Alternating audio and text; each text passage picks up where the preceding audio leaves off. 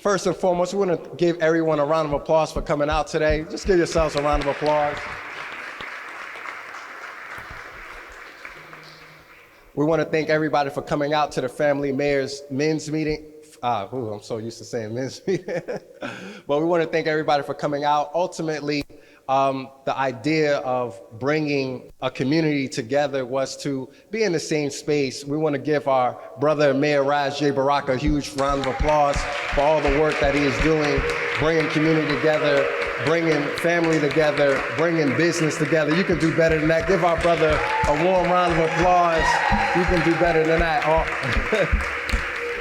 We thank our brother for all the work that he does, for all of those that come to the men's meeting. For those that come to the men's meeting, you just show your hand, raise your hand up if you come to the men's meeting consistently. Give yourselves a round of applause. The brothers that come out to the men's meeting. I'm not going to do we're going to keep it formal, so I'm not going to be yelling, hold the line. We're going to keep it low today. Hold the line. We want to thank all the brothers for coming out. And like I said again, the idea in the space is that when you look at what's going on in the city, and for the mayor to ultimately open the doors and access for us to do business in the city. So when you come to the men's meeting, you're learning about all the opportunities when it comes to development, when it comes to real estate, and how you can procure business in the city. So we have a list of speakers that's going to talk more about some of the ventures that they have done and the opportunities they have been able to benefit here in the city of Newark. So with no more from myself, because I want this program to start, I want to first start with our brother, Abby. Let's give brother Abby a huge round of applause. I want to thank our brother for coming out. Assalamu alaikum. Good evening, everybody. Abdul Roberson, owner of Abby's, but I'm here to represent the men's meeting tonight. The mayor started something nice a couple years back, and through my travels and participating, I ended up being the president of one of the last committees that exists from the men's meeting, for the mayor's men's meeting, which is it was the property and management committee. And we joined a group called Community Collaborations, where we collaborate in the city and do business with the city, mainly focusing on real estate, men development, and he reminded us of our roles as men, just period, when it comes to family. That's the men's meeting did for me. It reminded me how important I am as a man, being from the city of Newark and being responsible for what takes place in this city coming after me. So I just want to thank the mayor for creating the men's meeting, because without him, I wouldn't know some of these beautiful men that I have met throughout my travels, and I wouldn't have accomplished so much without his assistance, his information, and him taking the time out to pour into the men from the city of Newark. So I just want to say thank you to the mayor, and that's basically it. We located at 263 Littleton Avenue. We do have a new business in Newark called Abby's. We was located in Irvington for 10, 12 years, and we was blessed to buy some real estate, build it up, and now we have our business in Newark. So again, that's important to the men of Newark, because me coming from Newark, being raised in this rugged area, you know, I made it out, I'm here, and I'm an example that everybody that walked through that path that I walked through, you know, we got an opportunity. And I want to thank the mayor for that, because without that information, without his initiative, and without him focusing on reminding us men of how important we are, you know, I probably wouldn't be here. So again, I'm here on behalf of the men's meeting. We normally be at Central One at this time, you know, but we here representing the family. So I just want to say thanks to the mayor, and thanks for everybody coming out, and everybody enjoy the rest of their night.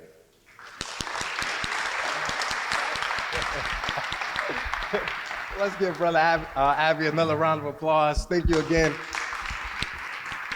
So we talk about business, but at the same time, we talk about things that happen inside the household. So we have one of our partners here in the city, A Few Strong Men, our brother Kirby, who's going to represent the organization and just talk about some of the work that they do as an organization. So at this time, please help us to receive brother Kirby.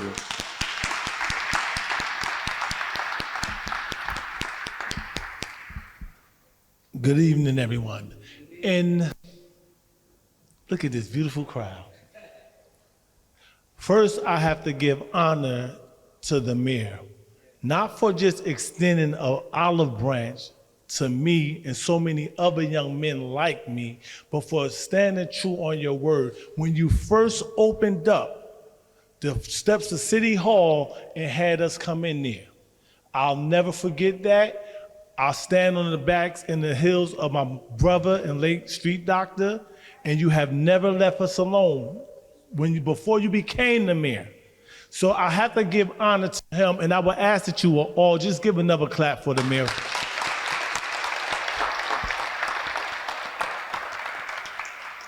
Because what you don't see that he does behind the scene right now, what he has going on very strong.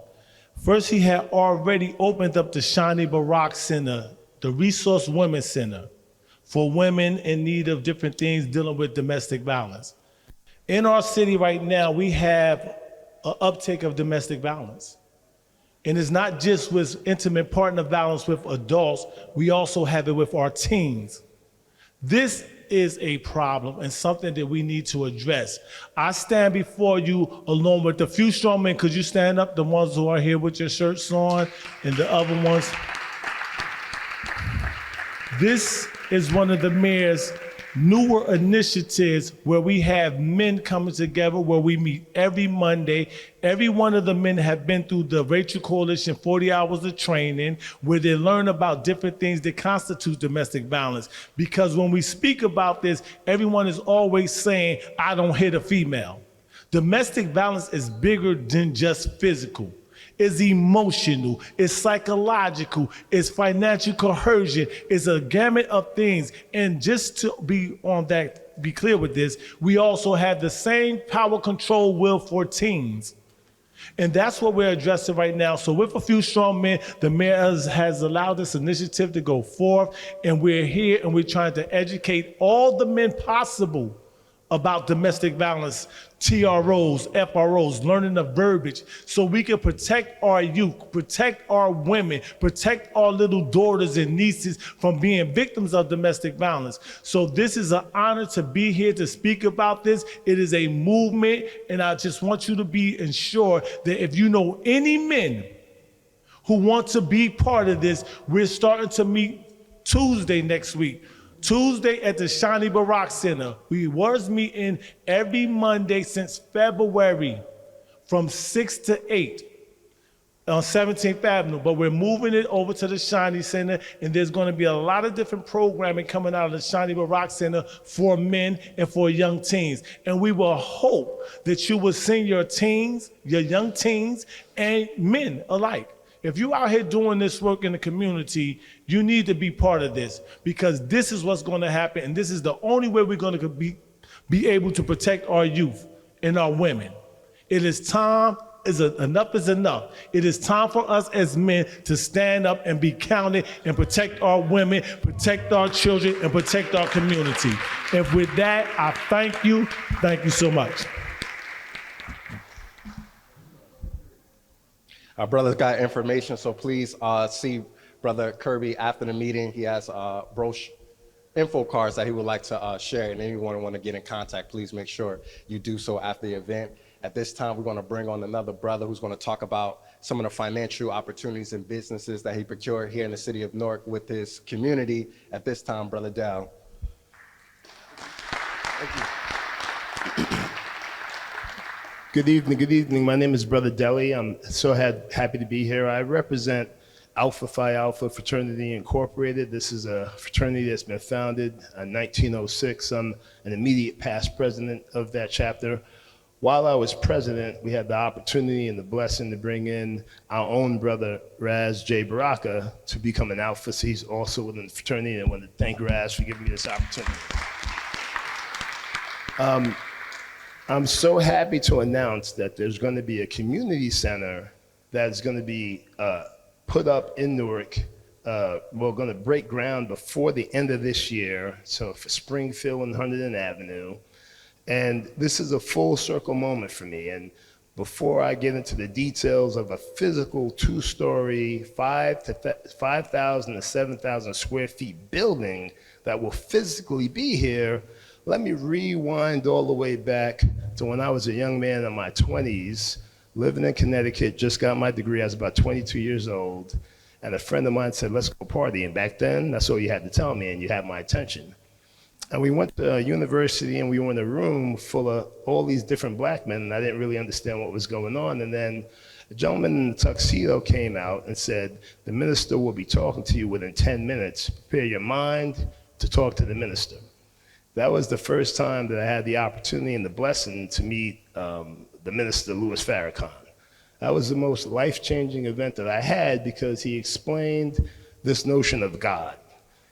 Oftentimes, he calls black men God, but he doesn't mean that we are the God. We mean that we are a God. But he defines God as having power and dominion over everything that you see. That stuck with me because as a child of Nigerian immigrants, I was always called a king, and I was always taught about power and working hard.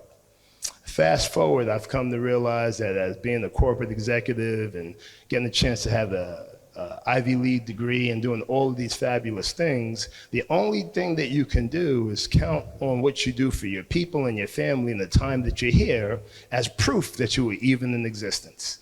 So then the notion, my brothers and sisters, of power comes in the form of the balance that we have to have on our healthy mind, our healthy body, and the things that we do with our finances to improve our community around us. There will be no one to save us except Allah and God himself, but he is always with us and he has the power, but the only way we can exert and implement his power is with making successive decisions correctly, not month by month, not year by year, but by decades. So it was about 7 years ago that we started talking about the notion of having the community center here within the house. At that time, when I first joined the chapter in 2015, we had talked about it for decades, but we never took action. And I remembered my second most life-changing event being at the Million Man March. And that was the first time that I saw private equity executed by a black man. Private equity is when you raise capital to fund a venture that you have equity control over so that you can drive value, pay back your debtors, and still keep the profits and maintain your respect and your power. So that event cost $1 million. He could have had sponsors who would have changed the message and controlled the narrative. Instead, he got himself to the event, and then with 1 million of us there, he raised $1 million. He had to put his hand up to stop the money from flowing, and that was the first time that I saw black power executed with financial capability. So I spent 24 years at a corporation, Prudential Financial, which was an amazing experience, but I realized that God did not put me here just to be able to drive value for corporations. It's to be able to sustain myself, my family, and my people. So the announcement of the Alpha Phi Alpha for Community Center is of great pride because we funded it ourselves. $500,000 was raised by the Alphas. But then we had $2.2 million of debt, and there were a lot of naysayers that said, well, we can't sustain the property if we have that debt. And oftentimes we let fear stop us from our very legacy and destination for what God has intended for us. But we have to walk through all of the concern. We have to be able to walk through the fire and brimstone and recognize that as long as we're with him and we're with his power, he's not going to lead us to failure. So with $2.2 million of debt, I started to organize myself to say I may have to cover this expense until help comes, and we're going to do that no problem. And then I just got word that that $2.2 million worth of debt is about to be turned into a grant, which means we'll have a $3 million asset with no debt on it and positive cash flow. So that as we start to support the community, as we start to put our own businesses in there and actually turn the dollar over within our own infrastructure, we can do it driving financial wealth. So for me, as one of the lead investors in that, and I did it with nonprofit dollars and tax write-offs, et cetera, my whole contingency is I want to be able to have an office in that location so that what I've learned and experienced in terms of financial wealth and power, which power has to be defined between the balance of physical, mental, spiritual, financial health, that's power. When all of that is in balance, that's what we'll be talking about when we do Excelsior Solutions in the location and the building that we will own for the people and by the people. Thank you so much for your time.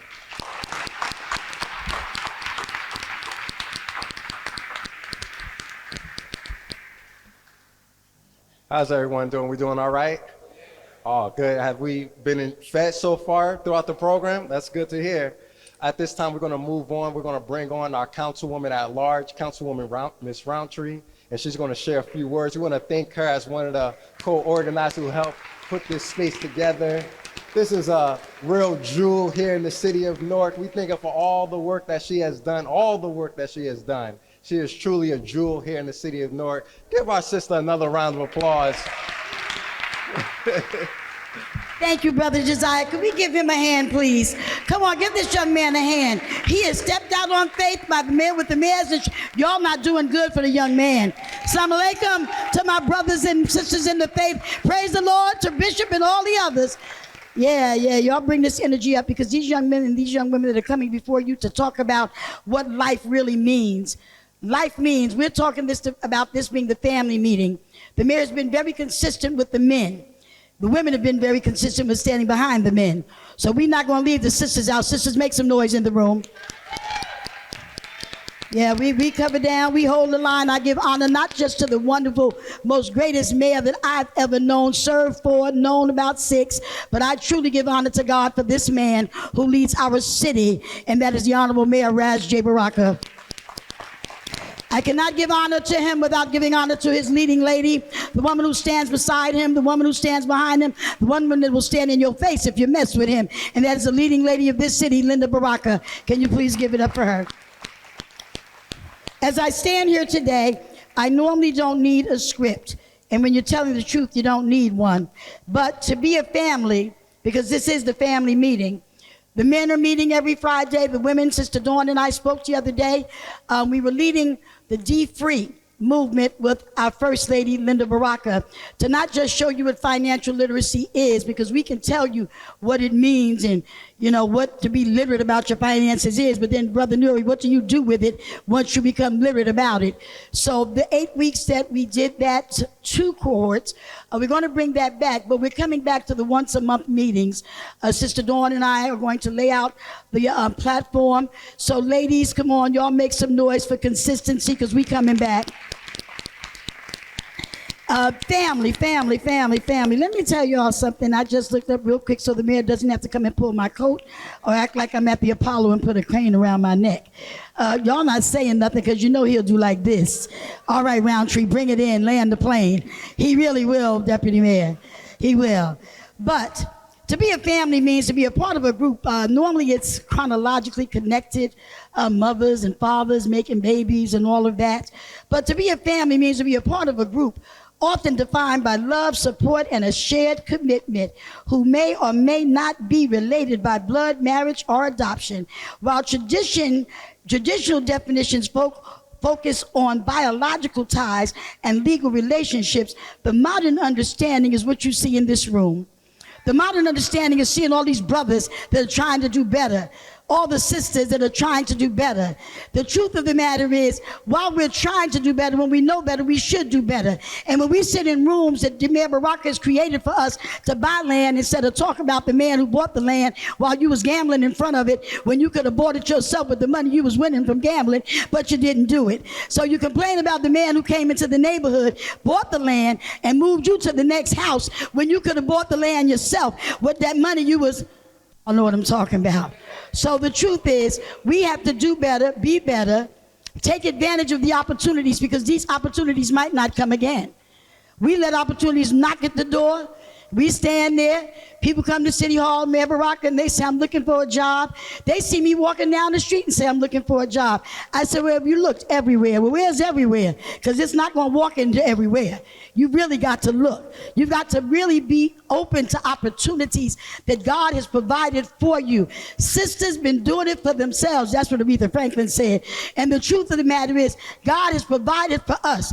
The Bible declares the earth is the Lord's and the fullness thereof, and all they that dwell therein. So the truth is, we all in this. The land is already ours on loan. The truth is, we just letting everybody take it from us from under our feet, including me. I'm not going to say anything and act like I'm a millionaire. That was my mama. I just got the knowledge to become one. And if I'm not one, it's not because I didn't know how to become one. It's because I just didn't do it. So God bless all of you. Ed Riley, I'm supposed to be on All Politics Local right now. I'm on the air right now. Come on, let's give it up for family. The family meeting. Give it up and make some noise in this place for the families that have come together that are going to leave here. Take this knowledge from Brother Nuri, Sister Masani, Sister Patrice, and all that have dwelled in this house. Now, the next voice you hear is not for me to introduce, but I can't wait. Come on, Brother Josiah. Let's give Councilwoman another round of applause. One of the most electrifying people you'll meet. At this time, we're going to bring on our brother, our mayor, who's done. Let's give our brother Mayor Rajay Baraka a huge warm round of applause. Hold the line. Hold the line. You could do better than that. Let's give our brother a warm round of applause.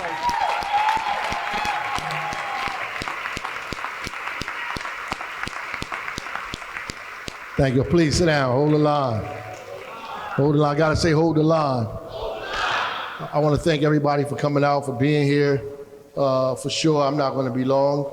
I do want to say, I want to thank the brothers who continuously come out and the consistency that they have, because consistency is important. Our problem is we like celebrity and bling. That's what we like. And so when that's not present, we don't have the wherewithal and the strength to keep showing back up. Right? That's why we let our communities continue to look the way they look and blame everybody else while we sit in the house. And then when we make a little money, the first thing we do is move out as opposed to build it up. Because we don't see anything when we see the community that we're in, because we don't see anything when we see ourselves. And if we saw something when we saw the community, because you can't build nothing that you can't see. Just like you can't teach anybody who you don't love, right? Because if you can't see them in a better place than they are now, then you can't take them there. So obviously you can't build a community that you think is trash. All your life you're waiting to get out of the community because it's trash. And other people are waiting for you to get out of it too so they could come in. And then when they come in while you're here because you're taking too long, you get angry and call it gentrification. This is what's happening. This is exactly what's happening. And so we have a men's meeting once a month, thanks to Brother Josiah, who organizes it for us all of the time. He's doing a heck of a job. And he's there. And I want to thank Brother Abby for being our best ambassador, for the meeting. He comes out, he speaks about this everywhere he goes, and when I first went into his store, it was in Irvington, and he was renting it. Right, in Irvington. Now his store is in Newark, and he owns it. Not only did he own the store, he owned the units of housing on top of the store. So that's just that's a physical manifestation, a change that he made very quickly. And that change happened because he had a mental change. And the mental change caused him to create a physical change, right? And that's what happens. You have to see it first, and once you see it, you make it happen. That's why we have the meetings, and I tell people who come there to the meetings to complain, and I say there's other meetings for that. I'm not telling you you can't complain. This is just not the meeting for that. We have council meetings, we have other meetings, we have a bunch of meetings you can go to and lay down all your issues for everybody, but this is the building meeting. You have to come to add on.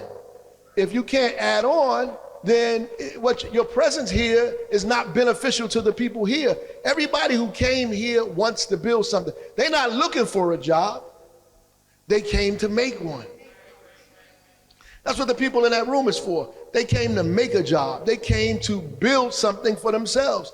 And to understand, like Brother Abby said, that they're here for legacy, because they're thinking about their children and their children's children. Because I say in the men's meeting that the first unit of business is family. That people started family before we got misconstrued about what it was, for business and lineage, to keep their lineage alive and their business alive. And usually their business had to do with their tribe or their unit, right? To keep it going. We watch a lot of movies and TV, and we think it's The Notebook that you're looking for, right? We think it's those romantic novels, and all of that is cool, but at the end of the day, your relationship with your family, your wife, and your children is also about business. if you can't grow any, and it doesn't even have to be like a store or a physical business, but it's the business of family. Business is a science, and so when you get together with people, right, that's why folks had arranged marriages before, right? Because they were trying to unite families to strengthen themselves. That's what they were doing, to strengthen themselves. Because they knew at some point you're going to get old. And you ain't going to look the same way you looked when I met you 30, 40 years ago. Right? And at the end of the day, we have to have something deeper in our relationship other than just the way you look. There has to be something deeper in our relationship just in how you smile or how you talk. There has to be something deeper in how we connect than just the small, superficial things that are going to disappear as time goes on. There are some things that are deeper that bring us together. And we have to unite around those things to help us build. And because we haven't done that, we haven't been able to pass that down to our children the right way. We have not been able to raise them in the way they should be raised because we're not getting together around business. And so our children are out here looking for help, looking for things to do, and they can't find it. And we blame everybody for those things that are going on. So what do we have? We have a 12-year-old who stabs a 14-year-old, or kids who are arguing with their girlfriend with a gun in their hand and shoot their girlfriend by mistake. A 14-year-old shoots a 16-year-old. This is madness. And then everybody is upset. They don't know what to do. So you know who they blame? The mayor. The mayor's responsible for the 14-year-old who shot a 16-year-old in the household that I'm not a part of. But at the end of the day, we collectively in the city, when we take responsibility for each other and for each other's neighbors and for each other's families and for the blocks that we're on, then we have a deeper understanding and connection in terms of how we fix the problems that we have in our city. So many of us are not here to fix these problems because they're tough.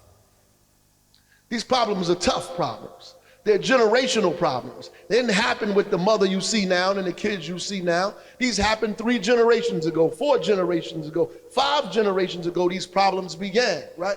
And to solve these problems are tough. People run around saying they're breaking generational curses. I don't really understand what that means, but it becomes a popular thing that people are saying on the internet, I'm breaking generational curses. But what it means is that you're trying to stop a cycle that has been happening in your family and life for years and years and years and years and years, and you think you can just stop that by showing up to a meeting or saying something on the internet. No, you're gonna have to build and do something completely different than what's happening now. And at the end of the day, you know, we feel like we get benefit in tearing each other down. We could disagree without killing each other. Then we get angry when the kids pull out guns and shoot each other, but they watch us on internet and TV rip each other apart through words and deeds and everything else. People we know for years, we tear them down and tear them apart about something small that we won't even remember 20 years from now. We just tearing them up, right? Because we disagree. And we haven't figured out how to disagree without killing each other. And we want to hurt each other because we don't like each other. And we don't like each other because we don't like ourselves. The first thing I tell these guys, you know why it's difficult in the men's meeting for us to do business? Because we don't trust each other. That's why we need to have a men's meeting. We have a men's meeting because we don't trust each other. We don't trust each other because we don't trust ourselves. We can't do business with our brother because we don't like our brother, because we don't trust our brother, because he's a thief and a crook. That's what we think in our head. And he's going to rob us. He's going to do us dirty. He got something conniving and sneaky going on. That's what we believe about each other. So we can't do business. And I tell people in the meeting, don't come to me after the meeting. Go see your brother. Because the people in the meeting that can help you the most are sitting next to you. You coming up to me because I got a title. Only thing I can do is open a few doors for you. But the people that can help balance and give you the foundation you need are sitting next to you. They got businesses, they got money, they got opportunity, they have things, but you're afraid to talk to them. You're afraid to talk to them because you feel like they're gonna do you wrong. And the men's meeting is important so we can learn to trust each other. That's the fundamental thing we try to do in the men's meeting. Figure out how to trust each other, how to love each other, how to figure out that not just the square footage of the planet, square mile, everything that belongs to us, but also realize, realize that we are each other's keeper. That's important for us. That's the first step. You know why? Because these people have destroyed our relationships. And we can't have a family meeting, folks, until we have a men's meeting. And that's why we have a men's meeting. People always ask me why we need the men's meeting. Well, we need a men's meeting so we can have a family meeting. Because how can you have a family when we can't be present?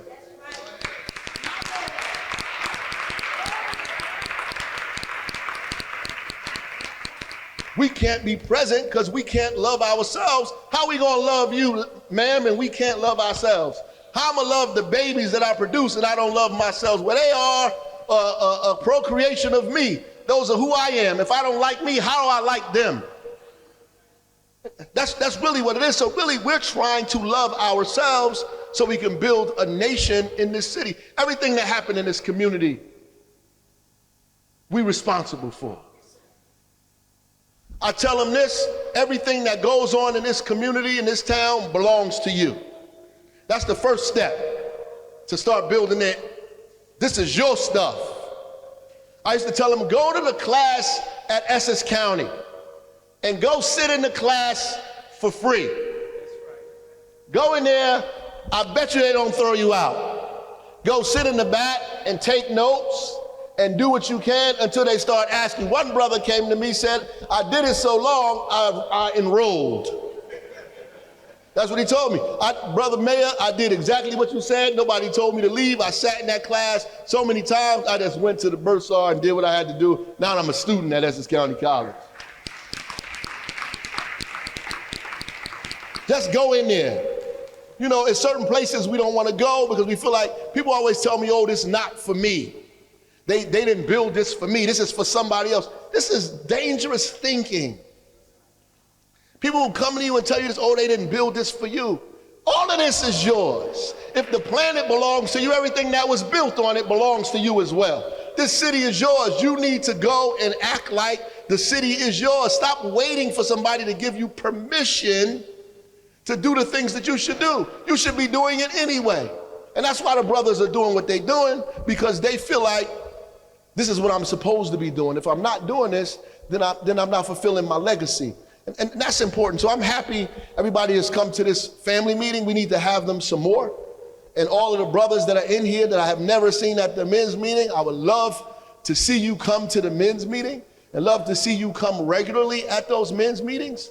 Regularly, right? Because we need to see something before we create something, right? Because now people are interested in developing in Newark, because other people are developing in Newark, but you've been here all your life. What are you waiting for? When the opportunity is there, what are you waiting for? Come in there and do it. Oh, they giving me the runarounds. Yeah. Some people are paid to give you the runaround. That's their job, give you the runaround. Discourage you, to make you forget what you have in your mind.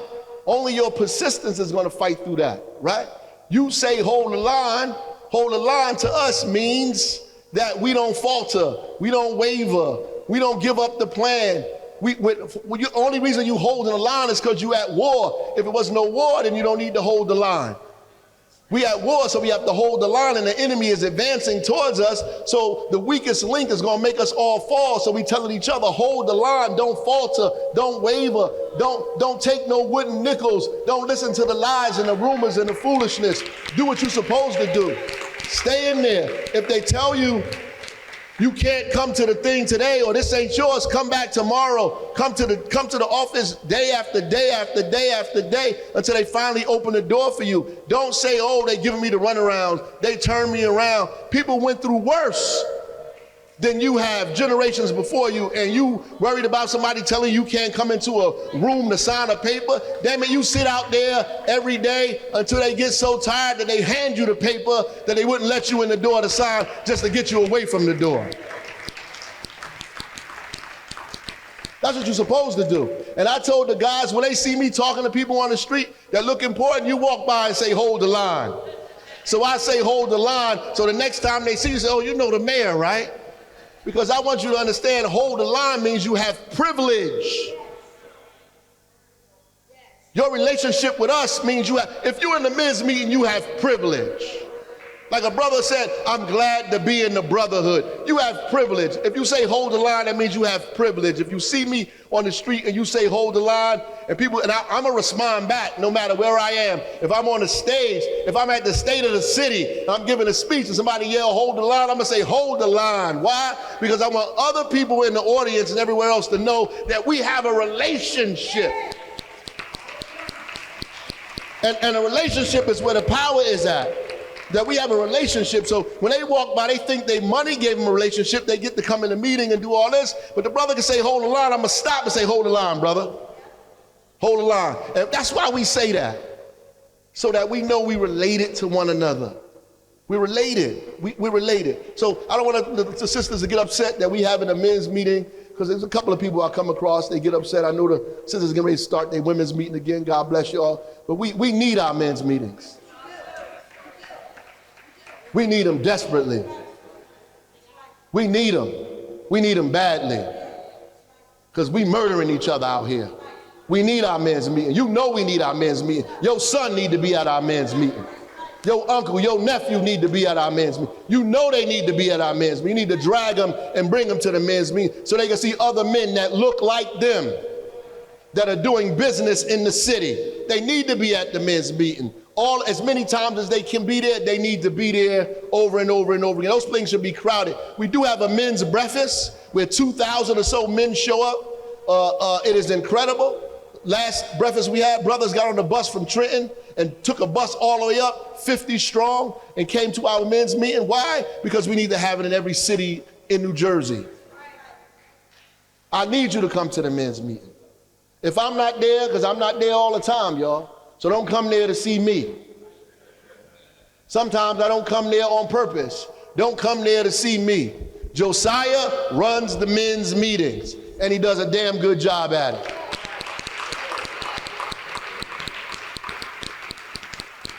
People go, I wanted to catch you at the men's meeting, but you wasn't there. Good. I want you to go to the men's meeting so you can meet the brothers, not me. You can get an appointment to meet me. You can see me. I'm at a bunch of events. I got a public schedule. You go to the men's meeting, you can see other men that you may not meet ever again unless they're in that room. And that might change your life.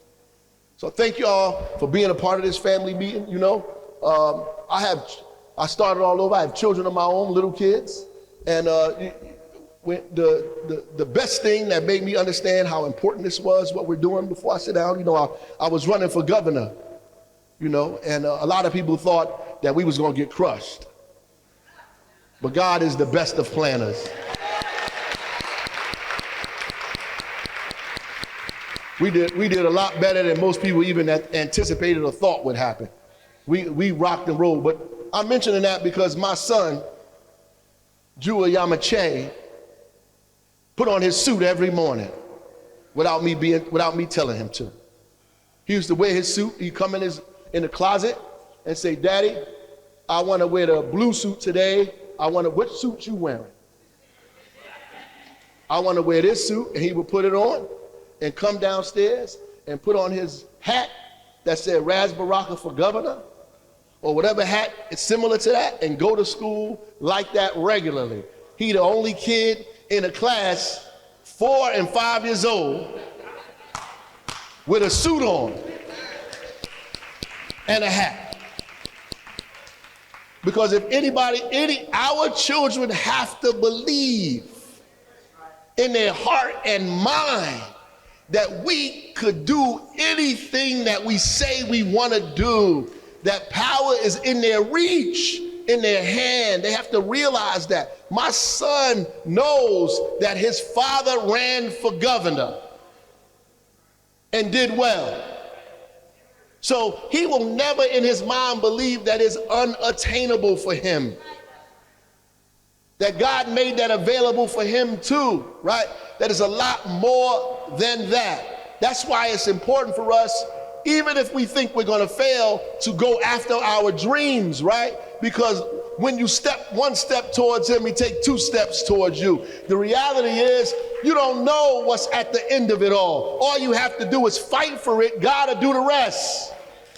God will do the rest. That's just the reality of it all. I thank you guys, and I hope at the end of this meeting, we figure out when we leave here how to build something in our town, how to improve our families, how to strengthen our relationships with one another. Because that's what it is to me, to strengthen our relationships with each other. Our relationships have to be so strong that we could disagree and I still love you the next day.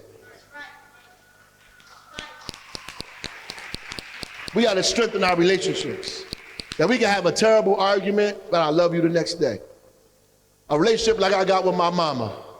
My mama could cuss me out the house, but I'm coming to Thanksgiving. And if you say something about her, you in trouble. We need to build our relationships back like that. That's what this is about, building our relationships so they're solid and unbreakable. Solid and unbreakable. Hold the line, fellas. Hold the line. Hold the line. Let's give our brother mayor another huge round of applause. Hold the line. Hold the line. We want to move on, but before we move on, let's acknowledge our deputy mayor, Lakeisha Yuri, in the room. Please acknowledge our deputy mayor. We want to thank her for all the work and service she does in the public safety ecosystem. She is a huge pillar of light, and she's definitely over me, and I respect her a lot for all the work that she does. You could give our sister another round of applause, Deputy Mayor. I see our brother from My Brother's Keepers here. I see Mark Comisarios is here. Let's give our brother a round of applause. Thank you for all the work that we do. So we want to move on and continue with the program. At this time, we're going to bring on our sister, Patrice McKinney, and Sister Masani. I said it right?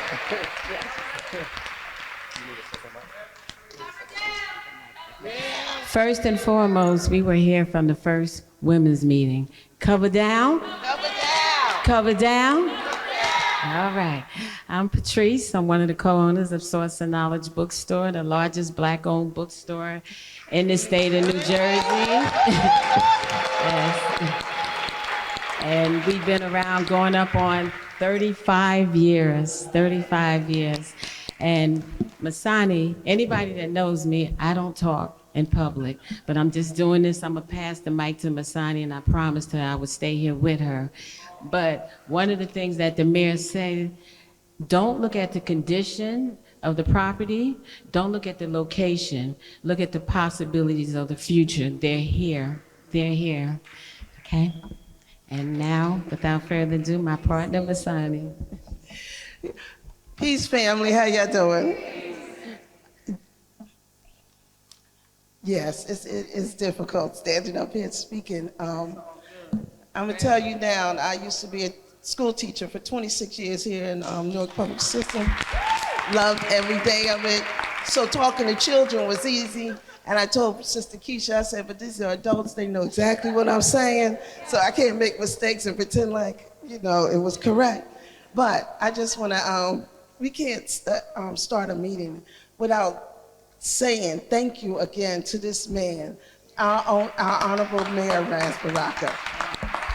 He has opened many doors for so many of us that we don't even understand the magnitude of what he's done to this city. Prior to this mayor, I didn't go into City Hall because I didn't feel it was open to us. And he opened up that City Hall to let us know that this is our place, our city, and we belong there. And taking that same energy, that's how we feel about Source of Knowledge. Source of Knowledge is your bookstore, because we can't exist without you. Everyone who stood here and talked about family, that's exactly how Source of Knowledge started, with family. We started in carts on the streets in New York. And because our people foresee, saw that we, as a people, knew that we needed the knowledge. And what did it do? It grew. It grew from New York, from Brooklyn, and Harlem, and came over here to Newark, New Jersey. And when it came over here in Newark, New Jersey, we started out as A&B Bookstore. And yes, we rented that little space, and we made the most of that space that we could. And that's because you made it possible for us to know that we needed to be even bigger. We needed a bigger space. So when we talk about property looking bad, oh, it looked bad on Broad Street. It was no life on Broad Street by 867. Only store was there was VIM, and then a whole bunch of other little stuff that you didn't want to go to. But we said, and we were, don't look at size, because Source of Knowledge is like the smallest building on the block. But we went around and saw that building, and we said, that's the building we're gonna purchase. And we purchased that building before people knew that it was gonna be something great on Broad Street, something great in Newark. Because you said, we need to get out of that little space because you needed more space. And so instead of renting, we knew that we needed to own. Because when you own, people can't gentrify your neighborhood. They can't tell you where to go and what to do. People, all you can do is say, welcome to the neighborhood. And when they decide to gentrify, that means, oh, you improving my property value because you making something better next to me. So that means I'm gonna fix my property up to make it better also. And that's why our neighborhoods grow. But we forget that. And we don't think that we should have that. And that's not family at all, because you are always supposed to think that we got more out there. It's supposed to be us. We're supposed to have this. And we are, because God has ordained us that we are the light, we are the leaders, and we are the ones that move it forward. And so, Source of Knowledge has had many, many struggles. Many, many struggles. We purchased that building, we fixed it up, and we don't necessarily get loans like other people. So therefore, we purchased that building, we fixed it up with your help. That's why it's not our building. It's not our store. It is our community, and it'll always be the city of Newark's bookstore. It'll always be there for us, because that bookstore, me, Patrice, and Dex, if we're never there, that bookstore is supposed to always be there, because that's what we need as a people. We need to build what we know. We need to see it, and we need so many families and our children. Our children need to see books that look like them. Yeah. That's the whole purpose of starting that. The whole purpose of starting Source of Knowledge and A&B Books was to bring books written by us, for us, that look like us. And what better place to do it than us? So therefore, and who needs to write the narrative? Us. We need to write those stories so that they'll know this is our people putting this words down. This is us putting these things in place. If we don't like it, then we need to make sure we correct it. And if we do something wrong, that's what it is. When we as a people go into one another's establishment and we don't like something, we automatically start canceling them. And we have to stop doing that and go in and do exactly what you do to those other folks' business and tell them how you tell them, oh, this here bread was not good, and I don't like this, and I don't appreciate it, and they give you a little crumb. They say, here's a coupon, come back next month. And what do? Come back next month. But with us, what do we? See, that's why I don't shop at black folks. I don't like me. Like, come on.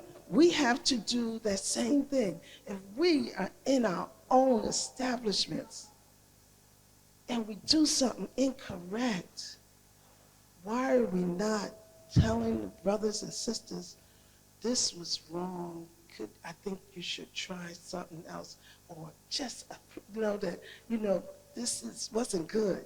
So that's the only way we grow. How else are we going to know if you don't tell us? So therefore, that's why when I say it's source knowledge is ours, it's ours. People come and tell us, I need this book. I don't have that book. Okay, can I get a discount? I'm working out.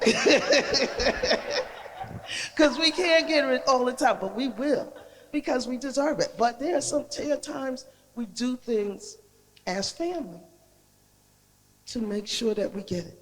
We do different things we put on. Our read and feed, which started with another organization, but they couldn't continue it. So it's like, this is what our community needs.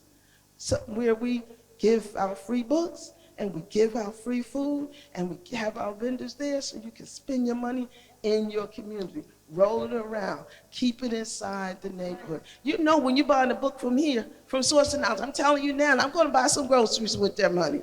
And I'm going to go to a black bookstore. I mean, not a black bookstore, a black food store. I'm going to go somewhere and buy clothes to support more people that look like us. And we have to do it every day. Not just February or Kwanzaa, every day. Every day. There was,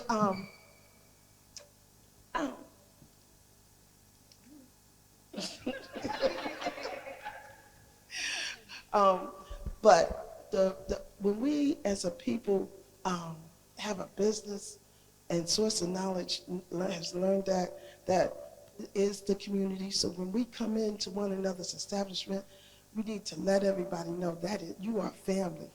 This is your first time. Welcome to the business. Welcome inside. Come in and feel like it's family. And people say that about Source of Knowledge. And when I go into other people's business, I feel like that. It's my own. That's my family. That's why we need to go out and support one another. If we don't, that's how any and every business has ever survived. Those first customers were all friends and relatives. Okay, and we got to continue to know that friends and relatives all support one another, and we support one another. I don't know what else to say except thank you all. Okay, before we go into question and answers, I just want to say we started every year on June, for Juneteenth, and once a month in the summer we do read and feed. The last one is going to be September the 13th. Every child from 0 to 18 get $20 worth of our children books for free. Our thank you to the community for keeping us here almost 35 years. So, and thanks to Reverend Louise Roundtree, Council President Crump, and our mayor, of course. And also, we do more than just read and feed. So therefore, we have book club. Mm-hmm. We open up poetry. We've opened up our space for people to meet, to just come inside and talk. We're starting a children's book club next month. So we got one boys group and one girls group. We have an adult group. Those are different things we need in our community. And every business should open up, like, to say that we are a resource. And that's what I always say about a Source of Knowledge. We're a resource for the community. If we can't get it for you, then we'll find it. We'll find a person who can get it for you. We'll connect you with the people. We send so many people to City Hall or to other businesses because we all have to eat. So go over there and get it from that person, or go there and that person can help you. They can show you where the job is. They can take you to a place to shelter. Every black business needs to make sure that they are a resource, because we need it in our community, so our community people know where to go for any and everything.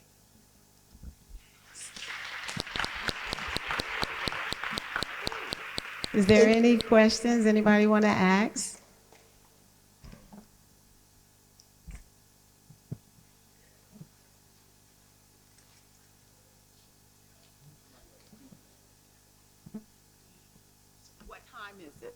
Oh, it's going to be from 10 to 6. And if you get there at 10 o'clock, the sister Adina, who owns the IHOP down the street, supplies pancakes, turkey sausage, and hash browns for the whole community every month. It's all about giving back. You can't just take without giving back. I want us to bring my grandchildren, so. You bring all the grandchildren and their friends. It's right outside. We closed the whole treat place down. If you don't have a child, go rent a child and bring them so they can get a book. Any more questions?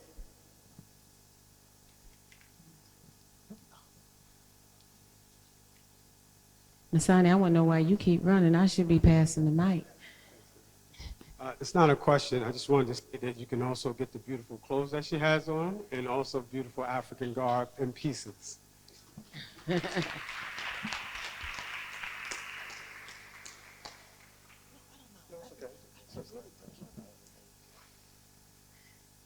there any more questions? Good evening. Do you do publishing for the community? No, we don't do publishing, but we do know publishers that we can connect you with, because we found in this book business a lot of authors get robbed because they don't know what to do. Simple things like owning your own ISBN number makes a big difference. So we don't do publishing anymore, but we will refer you to publishers. Black publishers. Of course.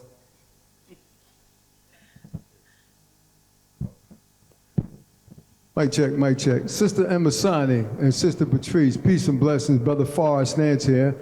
Quick question. Going forward, my dear sisters, it would be nice. I think I know this gentleman. He gives big health events and tries to educate the community to better eating and nutrition. So I'm going to make sure that that brother gets in contact with you, family, before he leaves. He's somewhere here and he's floating around, and I'll make sure he talks to you. And we need to present this because they just did a big thing at the Salvation Army this past Saturday, and it was wonderful. Unfortunately, I know you guys, you just clashed. You had the event. You guys had an event down there on the 16th too. So be looking forward to it. Peace and blessings. And also, they had Dr. Layla Africa's wife there, and also they had Thurston Bilal, who studied with Dr. Sabi. It was a wonderful event. So maybe we could bring that down to the source of knowledge. Peace and blessings. Family. That would be great. That would be great. Thank you.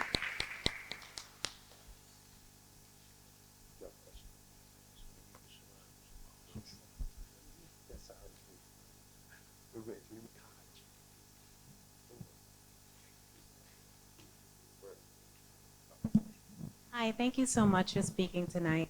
Found out about your bookstore for the first time. I'm curious to know if you allow author signings and author talks about their books. All the time. One requirement, melanation is the key to get in the bookstore, that's all. Also, this evening we set up a table with some books, and I'm telling you, 50% of the books, because we wanted to emphasize family of authors that are local, right here in our community, right here in the state of New Jersey, you know, or the tri-state area, because we have to continue to push and promote. And when you ask about that author signing, most of our authors don't get to they don't have a venue to do a signing. So we welcome that, because they don't get to do it in the Barnes & Noble.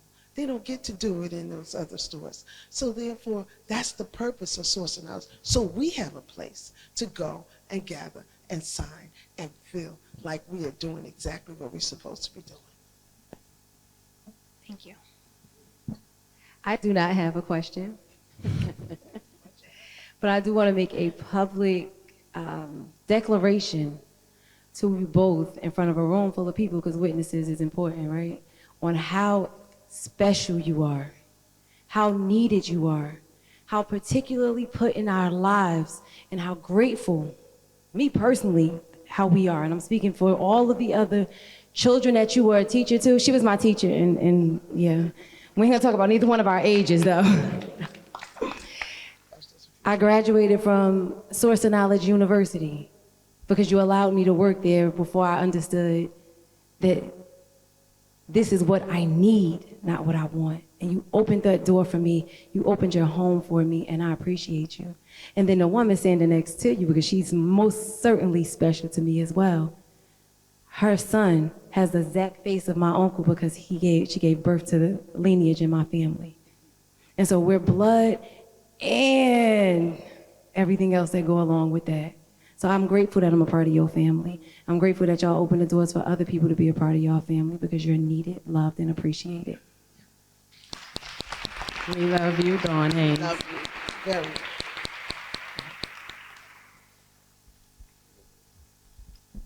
So again, that's 867 Broad Street, Newark, New Jersey, September the 13th. Spread the word, bring the kids. You don't even have to feed them breakfast.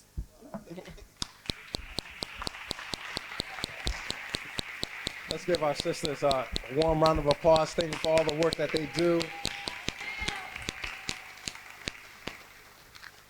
And I see the children are here. We want to thank all the parents that brought their children out. Give yourselves a round of applause for bringing them and putting them in the space. I see them. They're on the iPad in the back. But we see them and thank you for bringing them because we want this type of space to exist. Parents, fathers, mothers in the space with their children at the same time too. Before we bring on our next speaker, just two more announcements. First, we have upcoming September 13th, we have a father and son walk. So that is going to take place at Lincoln Park, and then we're going to walk from Lincoln Park to Harriet Tubman Square. Let's just give that a round of applause. Wait, I didn't even say the best news yet. I didn't even say the best news. Now the flyest duo get $2,500. Give that a round of applause for a second. So you know you got to have your A game. Your suit got to be on point. And your son's suit got to be on point, casual wear, the best wear, whatever type, you know, you got to look good. Fresh haircut, hair greased down. Come on now. Well, for some of us. Okay, and at the same time too, we do have food, so I hope you didn't think that we decorize the tables and not gonna have food for you at the same time too. So that will, as you can see, some of the smell is aromating the air. So I thought I was gonna try to let it fly, but we got some teachers in the room.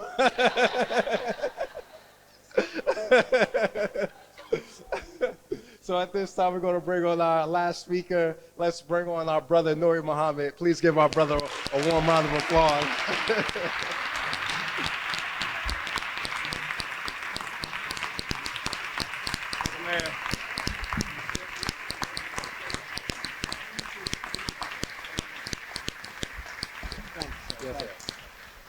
Assalamu alaikum.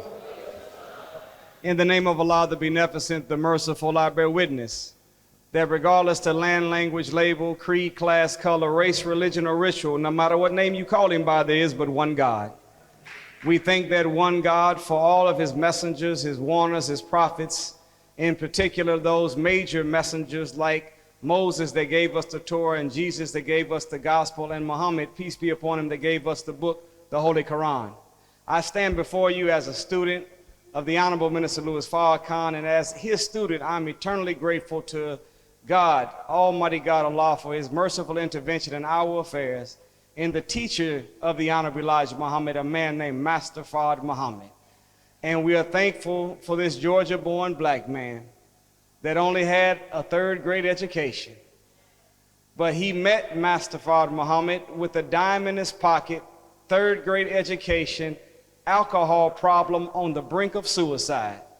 But after studying with him for 3.5 years, he went from being a dime in his pocket to building an $80 million empire. And to a third-grade education to being the wisest one that has ever walked among us. He went from not taking his own life, but becoming the savior of millions of people all over the planet. So we are thankful for the Honorable Elijah Muhammad, and I, again, wouldn't be here and have nothing to say if it wasn't for the man that is the example of the man that I hope to one day become, and that is the Honorable Minister Louis Farrakhan. It is in the holy and righteous names of all of these that I greet you, my brothers and sisters, family. In the greeting words of peace of Assalamu alaikum. To the great brother Mayor Ras Baraka, this is, I have to tell you, brother Mayor, that I think we have been to over 150 cities in the United States of America. And I've been doing my own little scientific assessment, measuring not just mayors, but politicians in every city. And I'm proud to tell you, from my vantage point, that you are the greatest and the most honorable and the most noble, visionary, revolutionary brother in politics that I have ever met in this sojourn. So we thank Almighty God for you. And for him to step out there and to facilitate a platform where we can have the men's only meeting means that you are operating just like God operated. Before you seen anything come into existence, the man had to be made. And as the mayor said, he said that you will never be able to get the community together until the man gets together. Well, this is what I have learned. We will never get the hood right until we get the home right. And we will never get the home right till we get the head of the home right. The Honorable Elijah Muhammad said this. He said, the woman is the natural reflector of the man. Whatever he is, she will be. He said that there's no such thing as a no good woman. Any no good woman was made that way by a no good man. So there's a study that you can go look up called The Rogue Elephant that 60 Minutes did. In 2012, they did a study called The Rogue Elephant. They went to an area in South Africa called Pelensburg Park, and they noticed that the elephants were what they call overpopulating the area. So the solution is a traditional white man solution: go in, hunt them down, smoke them out, and kill all of them. They went in, and in Pelensburg Park, they began to kill all of the elephants that were present. But they took the young and helicopter airlifted them and dropped them off in another park called Kruger Park. By leaving those young all alone with no parents, no elders, they began to fight and kill one another. In the story, they called them juvenile delinquents. And as they began to kill and fight one another, they noticed that the whole ecosystem of Kruger Park was now out of balance. The female elephants stopped caring for their young. So they said, you know, what solution is, go in there, hunt them down, smoke them out, and let's kill them too. But one scientist raised his hand. He said, before we do the same thing we just did and murder these innocent animals wholesale, I asked, can we try just one thing as an experiment to see if it'll work? Can we go back to Pelensburg Park and see if we can find any adult male elephants still there? They went back to Pelensburg Park and they found 7 adult male elephants that survived the blast. They helicopter airlifted the 7 adult male elephants, put them on Kruger Park with all of the juvenile delinquents. And in a matter of 2 weeks, the females started looking out for their young. The young stopped fighting and killing one another, and the whole ecosystem of Kruger Park came back in balance. I wonder what would happen if the black man got helicopter airlifted. And we don't need the body to be dropped off, we need our mind to be helicopter airlifted. And I'm saying that as men, if we stood up to be the men we're supposed to be, it would automatically click the switch in our women. That they will be that comforter, that consoler, that help me, that they're born to be. They're only doing what they're doing because, as the sisters say, we say hold the line, they say cover down. They have to say that because we are not always doing our part. But if we did our part, we wouldn't need them to cover down. We would need them just to come and help us do the labor. And that would happen just like it happened in Kruger Park, in every city and every ghetto inside the United States of America. Do you know, brothers and sisters, everywhere we go that you find black people, we call that environment where we live in the hood. But that's not the full word. The full word is I said, well, why do we always call it the hood when it's supposed to be neighborhood? It's because the function of neighbor doesn't exist in the environment where we share space and time with one another. I heard that in the 60s and the 70s, I wasn't there to experience it, but I heard there was a time that in our community, we called each other brothers and sisters. It was commonplace. They said back in the day that whenever you walked anywhere, if you seen another black person, you always spoke and called them brother or sister. Do we have any OGs in the audience? Any triple OGs? Is that a true story?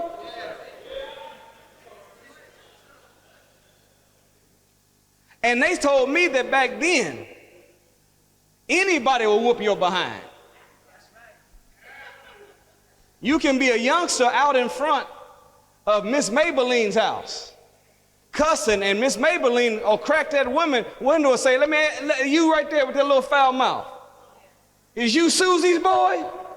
I thought you were. You right there. And then she'll pull that pink one zipper, piece, and come out there and whoop the little boy's behind. Take him back to his mama and tell Susie, look, I heard your son out there using some of the foulest language and I'll beat his behind. In today's time, you do that, they call it CPS, and they want to fight for whooping their child. But Susie didn't say anything to Maybelline. She just said thank you, brought the son in and whooped his behind again for the foul mouth, and then whooped him another time for embarrassing her in front of Miss Maybelline's house. Is this the truth? Do you know that the scripture says in the beginning was the Word, and the Word was with God, the Word was God, and the Word became flesh and dwells among men? This means that there's a natural maturation of the Word. Every thought becomes a word. Every word produces an action. All actions form habits. Habits make character, and character produces a destiny or a future. If the natural maturation of a word is that at a certain time it becomes flesh or real, do you know what happens when we start calling each other brothers and sisters? It's only a matter of time before we actually become brothers and sisters. And if I'm your brother and you're my sister, your son is my nephew, and my daughter is your niece. So you don't see them out of pocket and then go gossip about what they are doing, because that's your nephew or your niece. You pull a coattail and let them know they need to get in line or put something in their head to get them right.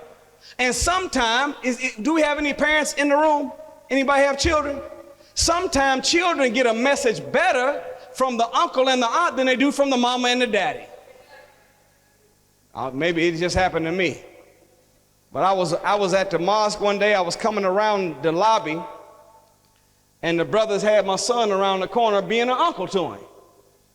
And they was talking to him, dropping stuff on him, giving him some knowledge, and I just was coming around the corner listening.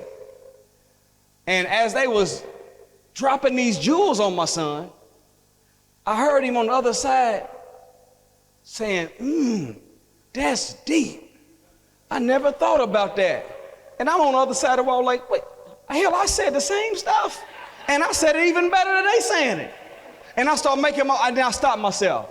What difference does it matter? If he get it from his uncle or his aunt or his mama or his daddy, the point is that he got the message. And whenever we start calling each other brothers and sisters again, at a certain point, that word, which is God, meaning force and power, will become a reality. It will become flesh, and we will have a family atmosphere in the neighborhood that we live in again. Inside of a neighborhood, notice that the word, the suffix hood, if you look it up in the dictionary, -HOOD, it means the state or condition of the base word. But if you just remove the dash, the word hood becomes then a proper noun. A hood is a piece of fabric attached to a shirt, jacket, or a coat that is used to cover the head. So what is it that produces a neighborhood? It's when we have the requisite knowledge on how to be neighborly with one another. And it takes brotherhood and sisterhood. It takes manhood, womanhood, motherhood, and fatherhood to produce a neighborhood. All praise is due to Allah. Before we were kidnapped and westernized and Caucasianized by our enemy, you couldn't just reach the age 18 or 21 and call yourself a man or a woman. You had to prove through some form, through the rites of passage, that you was worthy of wearing the title of an adult. If you go look into the African history, you'll find that in all the tribes that did rites of passage, there was three things most common among all the tribes. One, before you can go from girl to woman or from boy to man, you had to perform an act of valor. You had to prove that you had some courage. Because if you don't have courage, I don't care what your gift, skill, or talent or trait you might possess, if you don't have courage, then your gift becomes worthless. See, if you have knowledge but you're too scared to teach it, what's the use in having it? If you have power but you're too scared to use it, so courage becomes the great multiplier. So in the homeland, you had to prove that you had courage. Sometimes they would have the sisters walk across 20 feet of hot burning coals.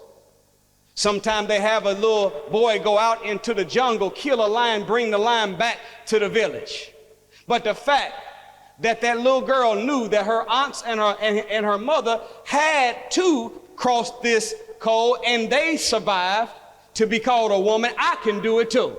That little boy said, I know that if all my uncles and my father is a man, then if they had to do it, then I can do it too.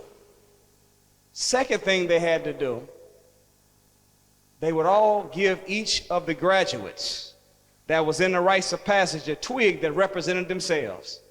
And they would ask the young soldiers that were trying to become men and women, now, see if you can break it. Each one of them would easily snap the stick. Then they take and count the number that was in the rites of passage and put the 30 sticks together and hand it to each one at a time and say, see if one of y'all can break it. What was the lesson they was trying to teach us? That when we are alone, we can be easily defeated by an outside enemy. But when we are united together, there is nothing that will ever be able to break us apart. Then, the third thing they had to show, you cannot be called a woman unless you show that you know the fundamentals about being a mother and a wife. And you cannot be called a man unless you can prove that you know the fundamentals about being a husband and a father. Did you know that we're the only species on the planet that waits until we are grown to start practicing on being fathers and mothers? Every other species, as soon as they are born, I don't care whether it's a bird, a fish, a fowl, an insect, everything that exists, they start training them to be the adult version of themselves as soon as they come out the womb. We the only ones that wait till way down the road when we're 18, 19, 20, now 30 years of age. People wait until they're 35 trying to grow up. Unfortunately, but that's the reality. If we were to train the children, did any of y'all play sports before? Raise your hand. Did your coach used to tell us proper preparation prevents a poor performance? Well, why shouldn't our children be prepared to be a father and a husband, a mother and a wife before they ever accept the role of that? Don't that make sense? So in order for us to become a family, to get the hood right, we got to get this home right. And to get that home right, we got to get the head of the home right. Sisters and brothers, in closing, the enemy always knew that the power base of black people has always been black family life. When Napoleon was hired in 1798, and you can go get this book, they got a couple of these, go get the book Stolen Legacy from the Source of Knowledge. When Napoleon was hired in 1798, his job was to go into Africa and destroy all of the images of black excellence. So he went through all of the universities, through all the temples, destroying every image of the black inventors and the black pyramid builders and the black messengers, warners, and prophets and the black Jesus. And then whenever he got to this thing called Giza Pyramid, which is the last living wonder in the world. The pyramid Giza is 451 feet tall. It goes down into the ground 451 feet deep. It covers 13.5 acres. It's made up of 1 million stones of marble and granite that are 2.5 tons apiece, and each stone is stacked mathematically precise, north and south, east and west, and we built it without John Deere or Caterpillar or bulldozer or a crane. We used the power of our mind to move that stone into place. That's how powerful we once were. And when he came to the base of that pyramid, he seen this thing they called the Sphinx, which was the body of a lion with the head of a black man on it. Now they'll say that how do you know it was a black man? You can't tell what kind of person he was. His nose, the lips, all of that's all blown away. That's how you know he was a black man. Because whenever we was in school, they said, well, the nose and the mouth, it's just from natural erosion and from sandstorms. I said, well, why come the mane didn't catch the sandstorm? Why come the claws are still intact? Why come the tail still looks so good? No, Napoleon knew that there's something in the brain called image association. And what that means, that you ever heard that a picture is worth 1,000 words? See, when you have image association, you began to do your own inference, deduction, logic, and reasoning, and you began to say, wait a minute, if my ancestors put my head on the body of a lion, and I learned that the lion is the king of the jungle, maybe they're trying to suggest to me that I'm the king of this planet. And written underneath the Sphinx was the Arabic words Abu el-Haw, which means father of everything. See, you can't make the father of everything a slave. But Napoleon didn't stop there. When he went inside the pyramid Giza and he began to look at the writing on the wall, the images on the wall, he noticed that all of the images of the gods promoted family. So now, when you go into Giza, you can see Osiris, and it looks like somebody's been taking a chisel next to it. You can see Alafun. You can see Osa, but somebody's been scraping next to it. What was next to them? Their queens. So every time you seen Osiris, Isis was right there. Every time you seen Alafun, Ilida was right there. Every time you seen Osa, then Aset was right by our side. What was our ancestors trying to tell us? That not behind every strong black man, but right beside every strong black man has always been a strong black woman. Family life. And then when we came to America to be made slaves, there were 3 things that were made illegal on the plantation: prayer, reading, and marriage. This is why we still jump in the broom to this day. You can go to the most expensive wedding. I'm talking about $50,000 wedding with all the ice sculptures that look like the whole family, and they'll still at the end go jump over the broom. It was illegal for us to marry one another, but it wasn't illegal for us to sweep Master's porch. So while Master wasn't looking, whenever we had somebody we loved that we wanted to make our wife, we would let's just jump this broom. I now pronounce you husband and wife, and then they go back to work. You all right?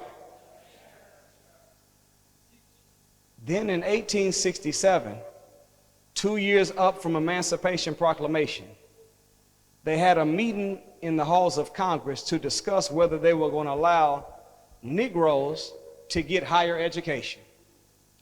And the conclusion was, yes, we'll let them get a higher education, but number 1, they can't come to our schools. And number 2, there are 3 sciences that must never be taught to those slaves. And that is the science of warfare, the science of finance, and the science of mating.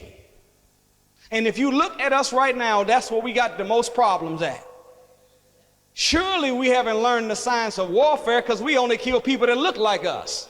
We've never killed the enemy that put us in this condition. We kill the people that's the victims of our enemy. Surely we don't know the science of finance. When in the last 2 years we brought in $1.3 trillion as a people. Do you know out of 226 nations on the earth, that makes black people in America the 8th richest nation on the planet? Mexico has 130 million people, and they're taking care of a 1,310,000 square mile landmass. And they, listen to me, only brought in $673 million, but they got their own nation. Spain is taking care of a 28,000 square mile landmass, 47 million people, and they only brought in $700 billion. So we are bringing in double, but we don't have anything that we can call our own. That shows we got some dollars, but we need some sense to go with these dollars. We blame the white man for 95% of our problems and then spend 97% of our money with them. We are the leaders in unnecessary spending. What is unnecessary spending? It's buying stuff you don't need with money that you don't have from people that you don't know. You understand what I'm saying? That's what we've been doing. So as my sister was saying, and my brother, everybody, even the mayor, you see they're trying to get us to start becoming the owners of what we occupy. This is the code that we should have if we want to become a family and a community.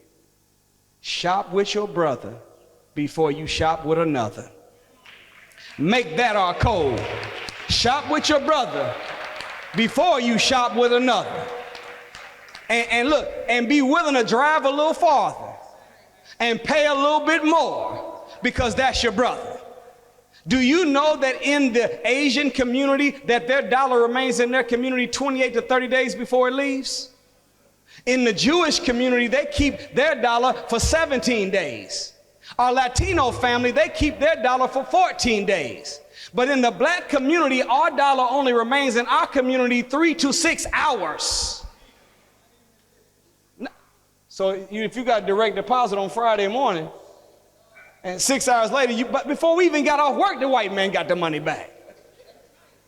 They say that inside of the Jewish and Asian community, that dollar circulates 7 to 10 times before it ever leaves the community. But in our community, 1/10 of one time. I don't even think you can call that circulate, because the base word of circulate is circle.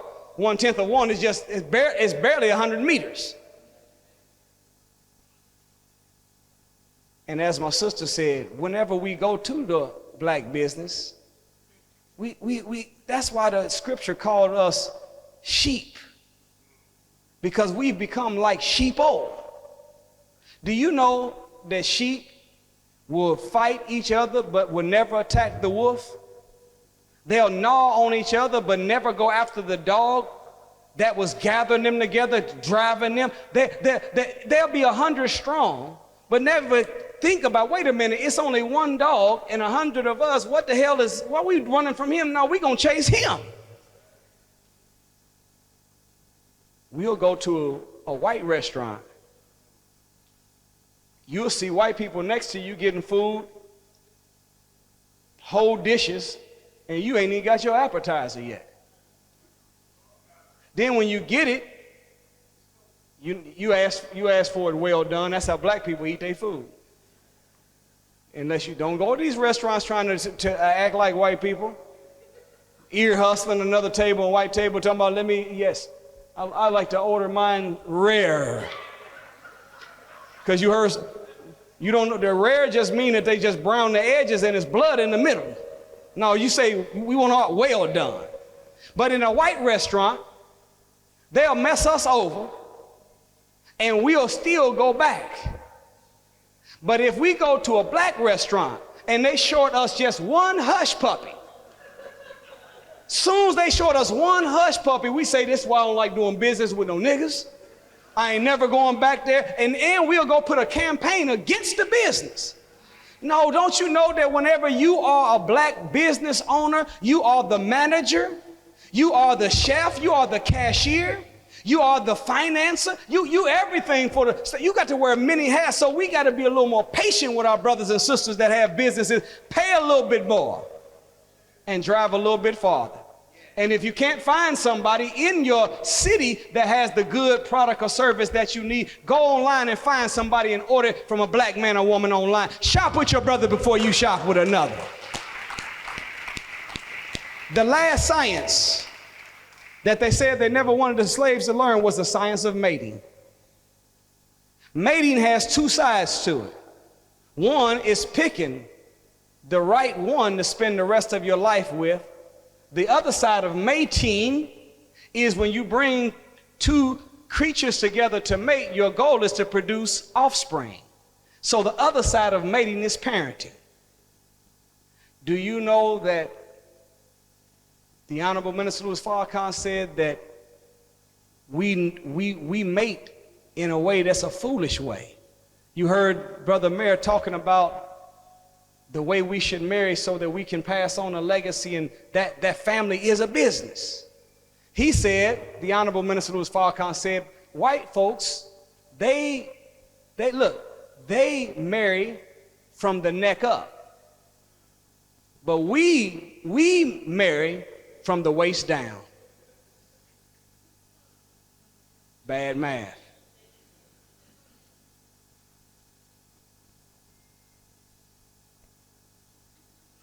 Whenever you're looking for a mate, you should be looking for somebody that is a mate. If you got a black shoe and you're looking for the mate that goes with the black shoe, you don't put a white shoe on. You put a black shoe. Okay, I'm gonna leave it alone. But y'all got the message. And for the record, family and finance are connected. Marriage and money go together. They just did a study where they studied the last 350 years of the United States of America and who was the leader in the household median income. Do you know for 350 years the white male has been the leader in the median household income in the United States of America until 3 years ago? Guess who's number one now? The East Indian. Number two is the Asians. Then white people, then Latinos, and at the bottom, who y'all think it is? Us. I said, man, I wonder if marriage has an impact on money and if family affects the finance.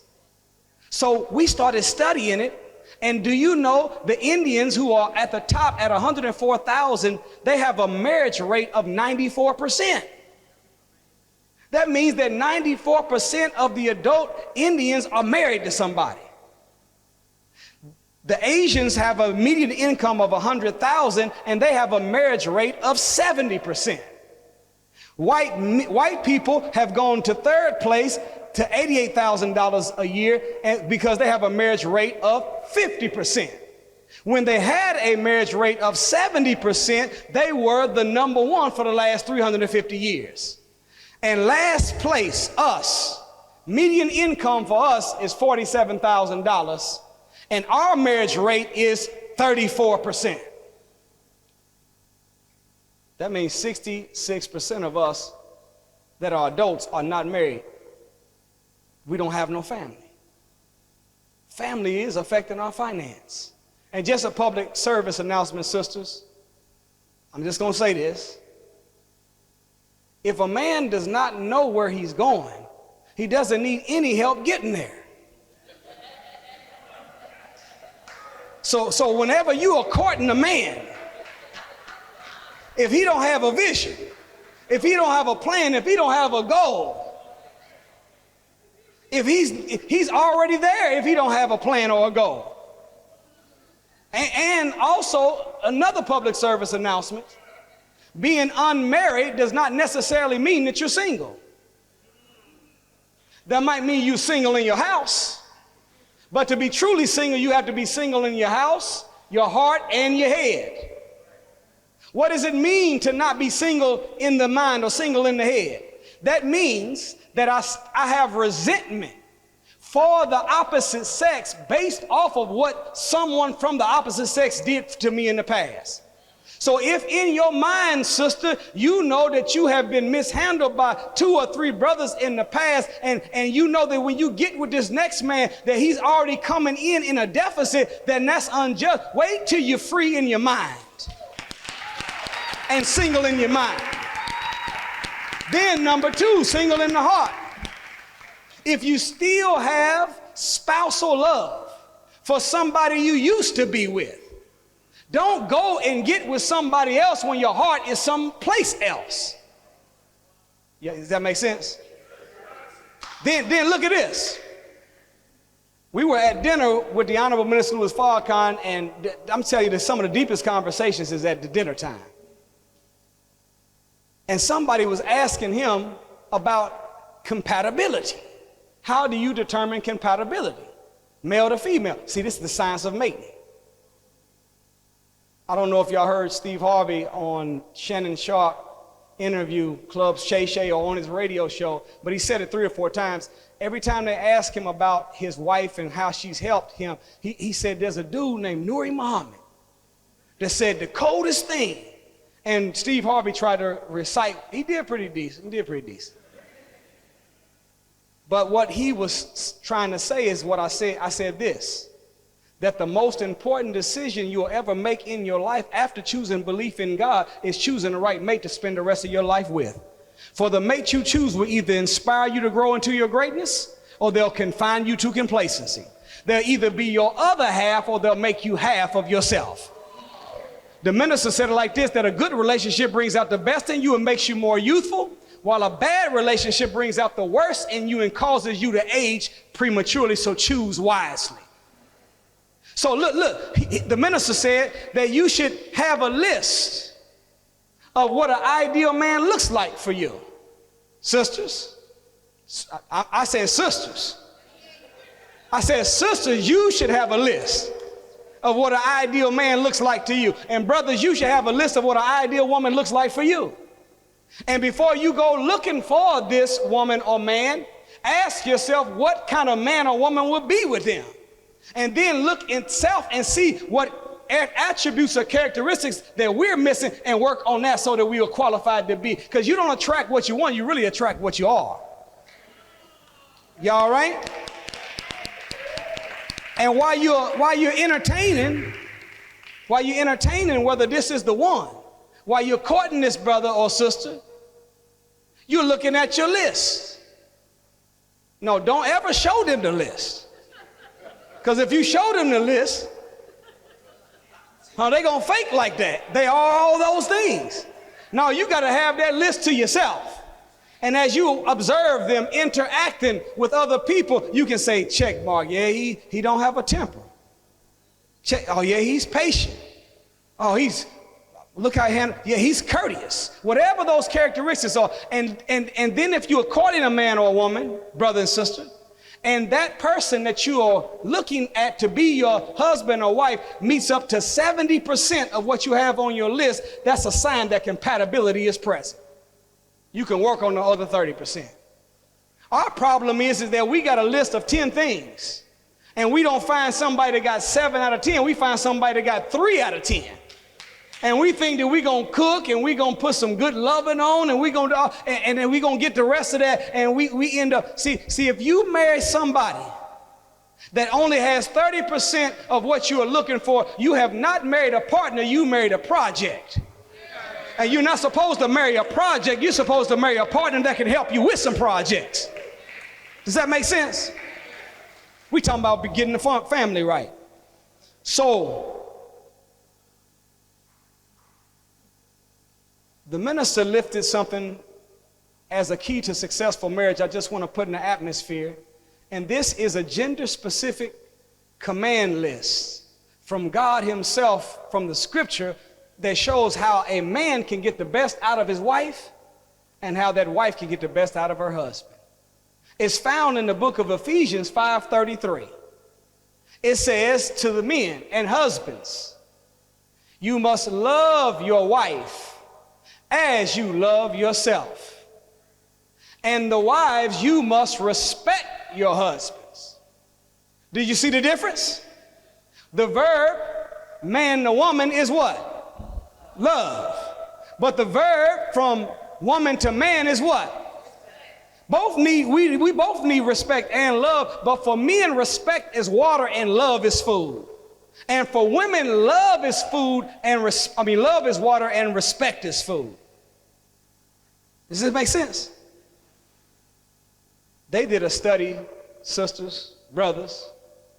In 2012, they went all over the world interviewing women to find out what they were really looking for in a man. They came up with 5 basic things. Number 1, they wanted a man that would be loyal to them. Sisters, if y'all hear me say something. See, if I say something that if you said it, you might have started an argument. But if you say, that's right, go ahead, amen, hallelujah, clap your hands, say that, brother, something, then you have access to the ricochet effect. See, he'll hear the words one time from me, and then when you say, that's right, go ahead, he'll hear it again, and it'll double the absorption capacity of that black man's subconscious mind and drive the, y'all with me? Sisters, y'all with me? Right. Okay, take two. Take 2, cameraman. Take 2. The number 1 trait that women were looking for out of men is they wanted a man that will be loyal to them. Because as a general rule, women have been one-man women, but men have not been one-woman men. So she wants somebody that gives his heart totally like she gives her heart totally to him. Second thing that they were looking for, they wanted a man that would love them. How do you love? First of all, you got to say it often. Speak it. Tell her that you love her. Boy, I wish the sisters wasn't here. I wish I was at the men's meeting next month. But I'm going to just say it in front of the sisters. Y'all just going to have to try it at home later on. There's 3 things that you can say to the black woman that will melt her heart. Number 1, I love you. I miss you. And you are so beautiful. Am I telling the truth, sisters? So that's how you show love. Second, the woman wants to know not that you just love her in the house. She want to know, do you love her in front of everybody? So there has to be public displays of affection, PDAs, and I'm not talking about kissing and all that all out in the street, but hold hands sometime. Put your arm around her sometime. Get the door every chance that you can. Does this make sense? That's how you show love. Then they were looking for a man that was a hard-working man, a man that would labor for them. Do you know that this black woman will respect us as men even if she makes more money than us, as long as we are working harder than she's working? Am I telling the truth, sisters? Because we live in a world where everywhere the black man goes, he's told no when it comes to any avenues of success. So she knows that we live in a world where they'll lift the black woman up and they'll put the black woman. We live in a role reversal system that was established by Willie Lynch in 1712. They know that. But she wanted a hard-working black man. See, as men, we have to be go-getters. We have to be hunters. We have to be about. That's why you can't wait for no white man job. No, you got to go out there as a hunter. You got to get the whole gazelle for yourself. Brother told me one day, he said, how you been doing? I said, how you been doing, brother? He said, oh man, blessed and highly favored. I said, well, I ask you a question. Every time somebody say blessed and highly favored, it's always talking about some money. And I said, so man, what do you mean when you say that? He said, I'm blessed and highly favored. I got me a good job. I said, what do you mean you got a good job? He said, I work at the Chrysler plant. I said, oh, brother, the only good job that you have is the one you created for yourself. Have you ever wondered why they call it the plant? It's an abbreviation for plantation. We got to own our own businesses. Do for self, or we're going to keep suffering these consequences. Then, women were looking for a man that could make her laugh. Sense of humor is a sign of security. And then women were looking for another L, a man that would listen to them. Men, we work it out by thinking it through. But women work it out by talking it out. So we have to master the art of listening and not doing like this. If she's right here talking, turning your head and just shaking your head, yes, fake agreeing with everything so you can come back and say what you want to say. To listen means that you are actually trying to put your feet in her shoes, to understand it from her vantage point. Last but not least, they didn't add this one, but I'm going to tell you this. The Honorable Minister Farrakhan said that an ignorant man will never make a good husband. So you don't just need, sisters, a loyal man, a man that will love you, a man that will labor for you, a man that can make you laugh. You don't just need a man that's going to listen to you. You also need a learned man, a man that got some knowledge in his head. Does this make sense? How do you respect your husband? Well, respect, you can convert that to an acronym. We don't have time to explain all of this, but just put it in the atmosphere. The R, sisters, stands for respect. Show the man that he is the man and let him lead. The E stands for esteem, which means to show him respect in front of people that he respects. Then the S means bless his sight by keeping yourself beautiful. Security, y'all ready?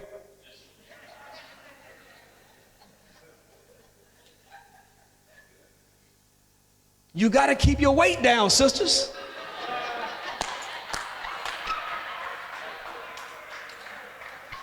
The Most Honorable Elijah Muhammad said, for every 1 pound that we are overweight, that takes away a percentage of beauty appearance.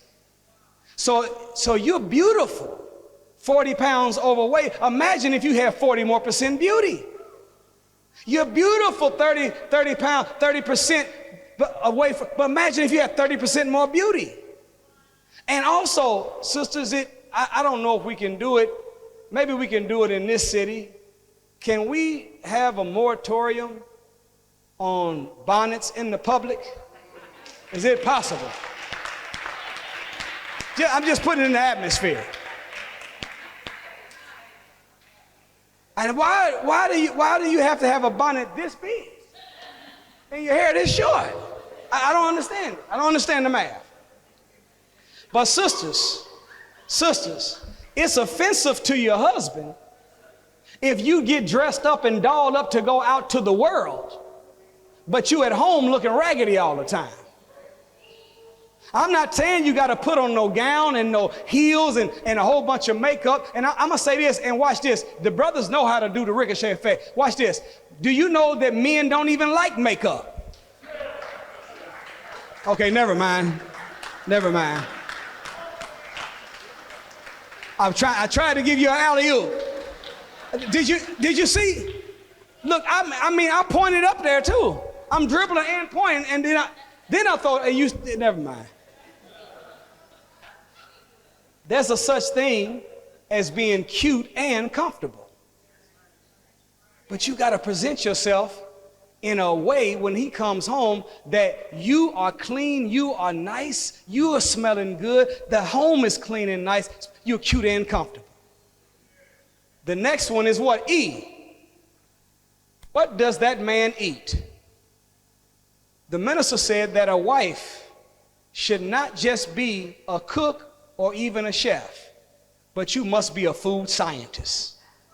That means that you have to study what your man does for a living and then look at the macronutrients that will be qualified to help him perform the best that he can. And if you are preparing a meal for him Wednesday, you want to provide him with an adequate amount of raw material in the form of food that will give him the power and the strength to perform the task on Thursday morning when he wakes up. Y'all got that? Number C. Be compassionate to this man. The black man is more sensitive than we act like we are. Show some compassion. because there can't nobody cut like a sister. I was in a counseling session the other day, and the sister kept telling me all the stuff that her man was doing, but she started telling me all the stuff that she was saying. I said, sister, you're supposed to speak life into your man, not put a knife into your man. Does that make sense? And last but not least is the T. Train your children to love their father. Do you know, in a world that's diametrically opposed to black men being successful, in order for us to be maintainers, protectors, and providers, we're going to have to work more than everybody else has to work? So we may not be there for all the parent-teacher conferences to catch the ball at the game. We may not be there for practice. But whenever your son and daughter is thinking about their father, you should let them know, look, this air condition that you feel in the summertime, that's daddy's love. That full refrigerator, that's your father's love. That comfortable bed you sleep in, that's your father's love right there. And I'm going to tell you something, sisters. If you cook that navy bean soup, some homemade bread, and then you show up at the door when your man get home and you cute and comfortable, and when your babies hear the keys jingling, you train them to rush to their daddy and jump on him. I'm going to tell you, when that man walk in the house and he got a son on one leg, a daughter on the other, another son on his shoulders, and then look over at you standing there looking cute and comfortable, and he can smell that meal over there and looks over your shoulder and sees a clean house, I promise you, then we will convert our homes into a spiritual recharge center where we can unplug from this no good, wicked, white supremacist world and come home to a place of pure love where we can extract from that environment both peace and power. We will not be a community until we become a family. And we can never have a strong family until our marriages become strong. Marriage is the cornerstone of all nation building. So I thank you so much, brothers, sisters, for giving me your attendance, your time, as I greet you in peace. Assalamu alaikum.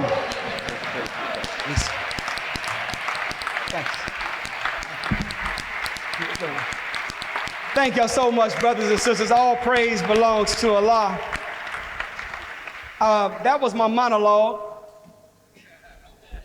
But I wanted to open up the floor for a few questions, if you'd like to ask any questions. Do we have anybody that would like to ask a question? Yes, sir, my brother. Wa alaikum salam. Yes, sir.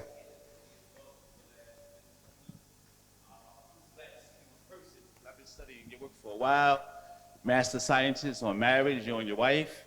I watch you a lot on YouTube. 30 years ago, we had the Million Man March. Right. And we had one of the largest contingencies that came out of New Jersey.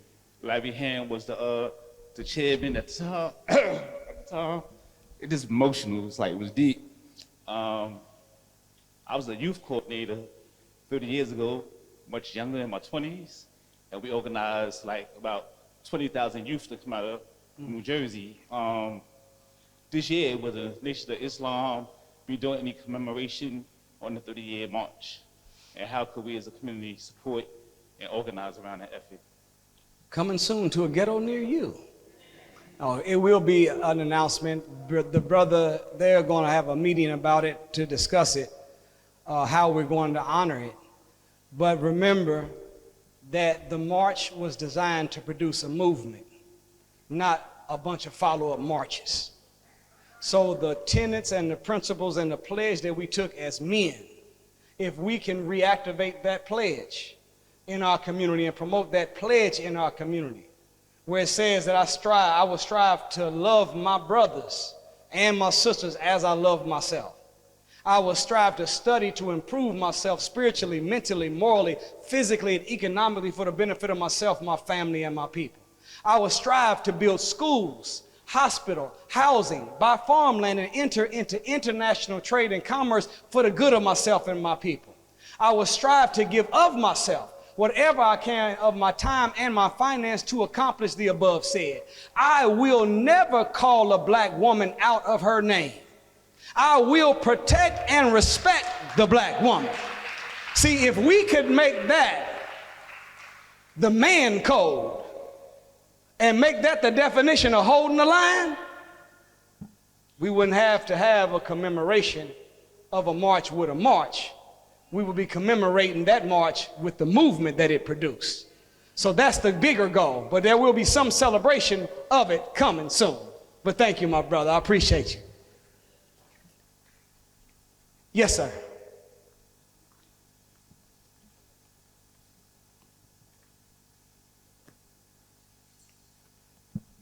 How's it going? My name is Drixon Kaiser. This has been a lovely evening. Apologies for my apparel. I just came back from Baltimore, where we dropped off my younger sister, Danielle, at Morgan State University. Morgan State. Go ahead. Yes, Go ahead. sir. That's right. HBCU. So that actually brings me to my question. What advice would you give me as her older brother and as the closest thing she has to a father figure for her first year at college? With our people, college is a lot. So how can I best support her and pretty much provide from afar at this point? Because she's now in Baltimore, and it's only been a few hours, but it's a whole lot for me. Good, good. Thank you, my brother. Thank you. That's a noble brother. One thing we have to do is you have to remind your sister that college campuses are a cesspool. You got to keep it real. Let her know that while you're there, you got to make a decision. Are you going to be a leader or are you going to be a follower? If you're going to be a follower, you're going to be going to parties, drinking, using drugs, laying down with a bunch of men, or you're going to be a leader and stay chaste and stay disciplined. And look, tell her don't try to even find no significant other. Go after your purpose before you find you a partner. Because if you get a partner before you get your purpose, you might have the wrong partner for your purpose. So you tell her, chase her purpose, don't chase a partner. And then last but not least, put her up on game. Let her know all of the strategies that men employ to be able to trick women into giving up their virtue. And I'm saying this to the sisters, that if he won't get down on one knee for you, don't open up two knees for him. And if a man comes, tell her, if a man comes to you and all he can talk about is how pretty and how good what your body look like, if a man only wants breasts, legs, and thighs, send him to KFC. But not here. But you got to let her know what men do. And the prettier you are, the harder they'll work. Let her know, all right? But you can help her. Tell her stay focused. Don't chase your purpose. The hell with a partner. You're going to be a leader or you're going to be a follower. Be a leader. And if she does that, Morgan State will be a great atmosphere. I love to meet her. I'll be in Baltimore in 5 days.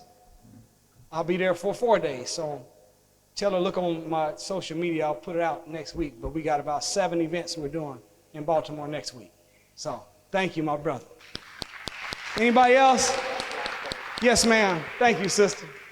Thank you I've been following you also. It's good to see that you're as good in person as online. Oh, but wow. I have a question. Yes, I was married, and I didn't necessarily marry the person that I loved, but I married somebody who would be a good husband, a good father. But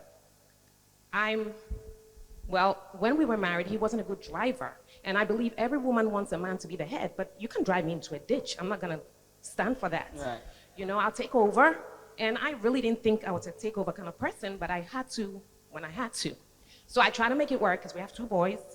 And he said he did me a favor by leaving because he knew I would never leave. But I'll be honest, after he left, I was free. I want to be married, but I want my freedom too. So what's your take on that? Well, again, that's called being free in mind from that past relationship. Being single in mind. The highest form of loneliness is not being single. The highest form of loneliness is when you're in a relationship with the wrong person. So that's why it feels better than it felt. But I promise, if you follow that compatibility schedule, and you follow that as your judgment and criterion for the next time that you get married, you're going to have a partner instead of a project. It's unfortunate. See, you can't be the head if you don't have one. You have to have a head to be the head. So that's hopefully you'll follow that 70% rule. Get your list together, work on you being the one that's supposed to be with that list. You attract what you are, not what you want, and you just be your beautiful self. The Holy Quran says in the 24th chapter, the 32nd verse, it doesn't say it like this, but it says God is a matchmaker. It says in there, it says, and marry those among you who are fit. And look, and if you cannot find a mate, keep chasing until Allah God blesses you out of his grace with a spouse. That means that the Lord of the world has already made a man that's just for you. You just got to keep your discipline, stay what you're supposed to be, keep your list, and don't deviate, don't settle. Don't settle. That's what you did the first time. You settled. So you end up, by settling, you end up not getting, not what you wanted, but you end up not even getting what you needed. Next go around, get yourself free in mind from that person, free in heart. Sound like that's already happened. Free in house, it's already happened. Make sure you're free in mind so that you move on to the next person, and the one that you are interviewing, you don't let him carry some of the baggage from the other man's problems. It makes sense? So I thank you all. Thank you. Is anybody else? A few more? All right, we're going to do two more. We do got to land, but let's just try to hear. Let's hear the question first before the response. What's your question?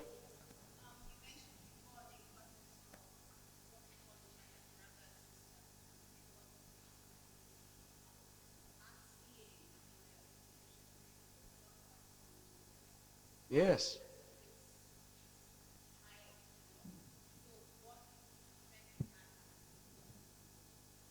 And what's your question?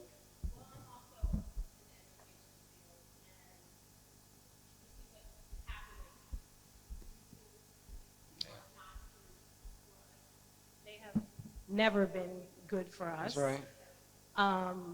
Not sure that we can reform them to be good for us, but there is this reality that things are going to get bad, worser, if you will, than they have been in a while for our kids in school, given where we are. And I would like to know how you would respond as a community to all of these things that are coming down about blatantly re-banning us from a place that we really are already banned, but we sneak around and pretend like we're not. Thank you. And then I'm going to try to remember all of these. I got them in my head.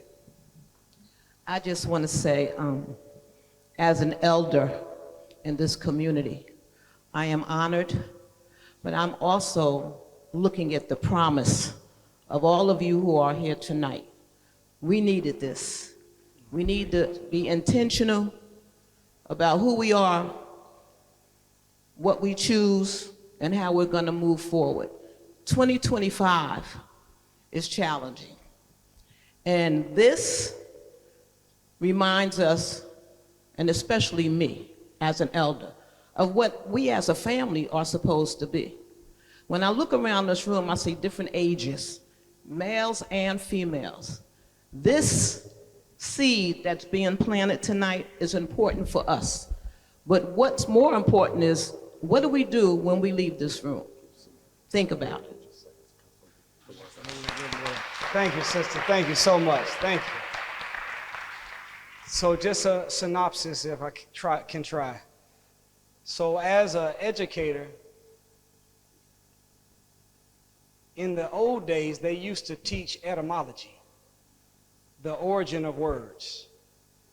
We have to go back to that, because when you study the origin of words, you get their true meanings.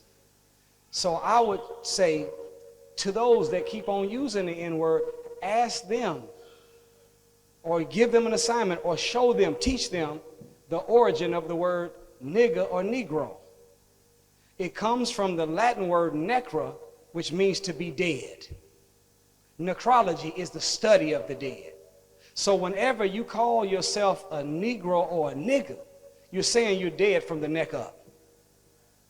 Show them that there's no other group of people on the earth that call themselves by the derogatory term of their oppressor as a badge of honor.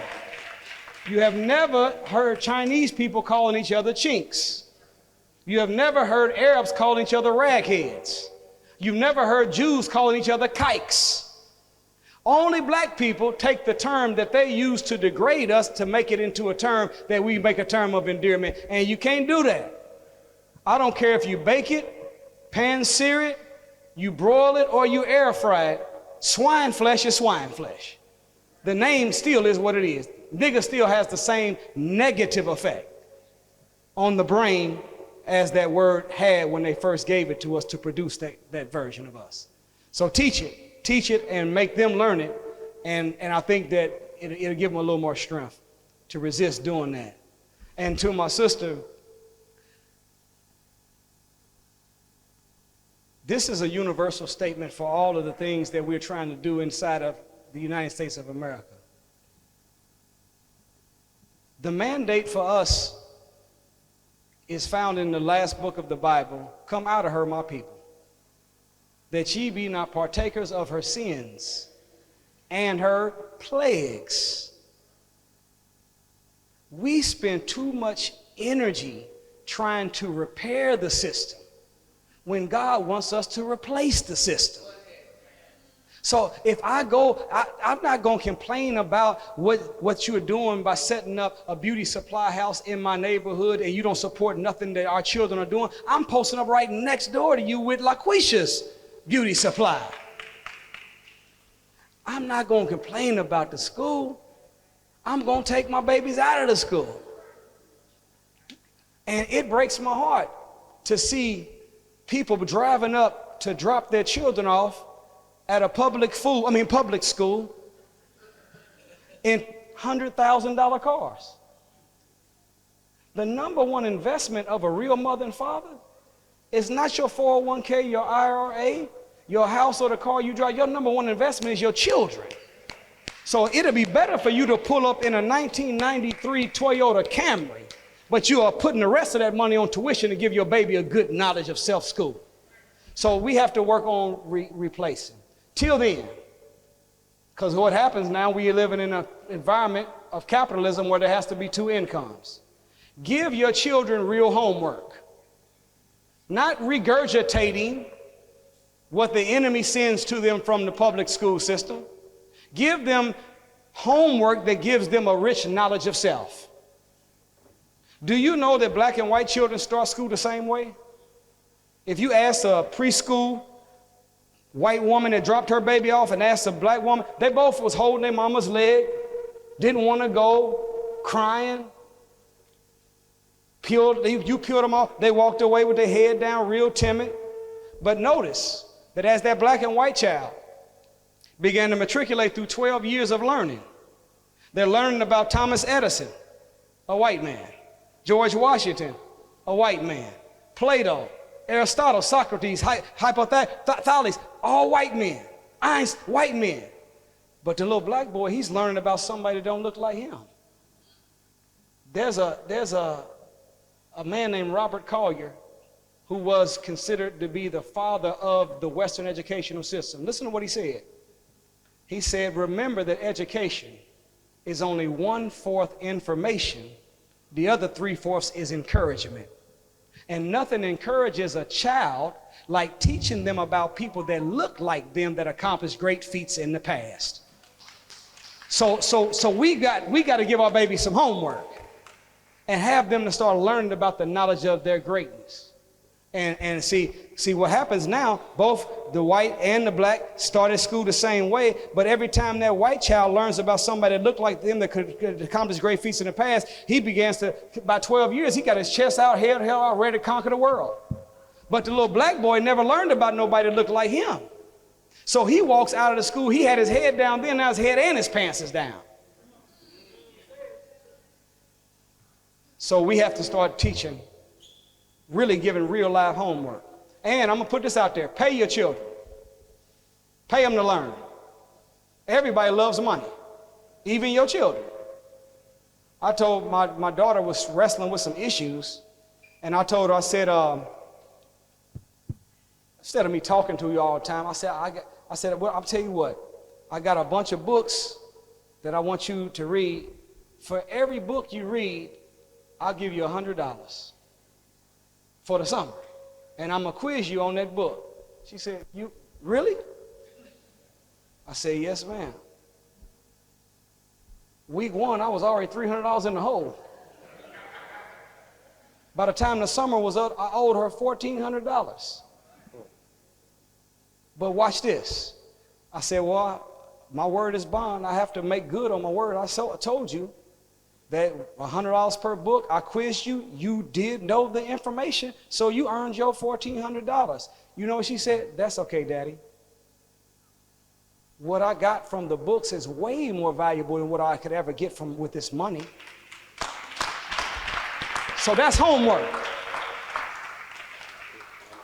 And look, if we're uncles and aunts, that means every black child is our niece and nephew. Every opportunity that you get, speak greatness into your son, or daughter, or niece or nephew. You see them in the grocery store, let them ask, what do you want to be? Oh, you want to be an engineer? Oh, that's going to be great. I know you can do it. You can do anything you put your mind to. Every time you see a black child anywhere in the public, find a way to speak some life into them. Find a way to breathe that encouragement into them so they can stay on the pace to become what they're born to be. I thank you all so much, brothers and sisters. I wish I could stay longer and answer more, but I do want to say I have my books available for sale, and also we're going to be giving away. Yes, we have complimentary books to give away as well. We're going to be giving away a complimentary. We have 100 books that we're going to give away to you all for free $99. But whatever book that you don't get for free, I'm going to be in the back, and I'd be honored to sign the book, take a picture, whatever you want to do. And I'm going to tell you this. The minister said that the best gift you could ever give somebody is the gift of knowledge. So when you hear the titles, don't just think about getting a book for you. What about your son, your daughter, your niece, your nephew? What about your neighbor? What about your coworker? What about somebody you want to help? Think about them, and we can make the book to them, and you can give it to them as a gift. We have Before You Say I Do. If you want to know how to plant your love, there it is. If you've already planted your love and some weeds have grown in your relationship, and you want to cut them weeds out and sprinkle some fertilizer after you say I do is right for you. Then we have The Well-Made Man. This is a book designed to show the masculine traits that are found in Scripture and in our history. And in it, brothers, there's a special section called How to Love a Black Woman. Sisters, this is a good book if you want to help make a well-made man. And it's also a good book if you want to know what a well-made man looks like while you're looking for him. Sisters, this was the best-selling book till this last one, Mathematics of the Mind, came out. The Black Woman's Second Self of God. It does the same thing for the sisters that the well-made man does for the brothers, and the same thing for the brothers that the well-made man does for the sisters. Let this mind be in you. This is multiple subjects that you'll find. It's about 40 subjects in here where we break down many different aspects of Scripture. There's over 150 scriptures that we were able to use to break down and show that the teachings of the Honorable Elijah Muhammad are right and exact, and we are really the mothers and fathers of all art, science, and civilization. That's that. 7 Jewels of God. This is a book that's designed to help us graduate from not belief in God, but from belief in God to becoming the God we say we believe in.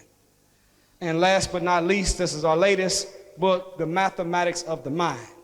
We do have some of these that will be handed out free, but if you don't get one, I'll be out front and you can get them. All of the books are $20, and we can take credit cards, Venmo, Cash App, Zelle, EBT, WIC, however y'all want to do it. No, I'm just playing, But we'll take all forms of payment. But I just want to say thank you all so much for allowing me to be here. Y'all got some news you could use? All praises be to Allah. I'm going to sit down and turn it over to Brother Josiah, and he's going to finish up with the announcements. You're going to put that under there. It's going to fall. Let's give our brother Nori a huge round of applause. Let's thank all the speakers that came before. Give them a huge round of applause. You can do better than that. All the speakers that came and spoke. We also have Source of Knowledge bookstores who's in the back as well. Let's just give them a huge round of applause as we land this plane. The only announcement I just want to talk about is the food, that you can just go back there, get the food and bring it back to the table. Sorry for keeping you so long, but we hope you can enjoy yourself, break bread with us, and at the same time network and fellowship with those that you can. Thank you again. Peace.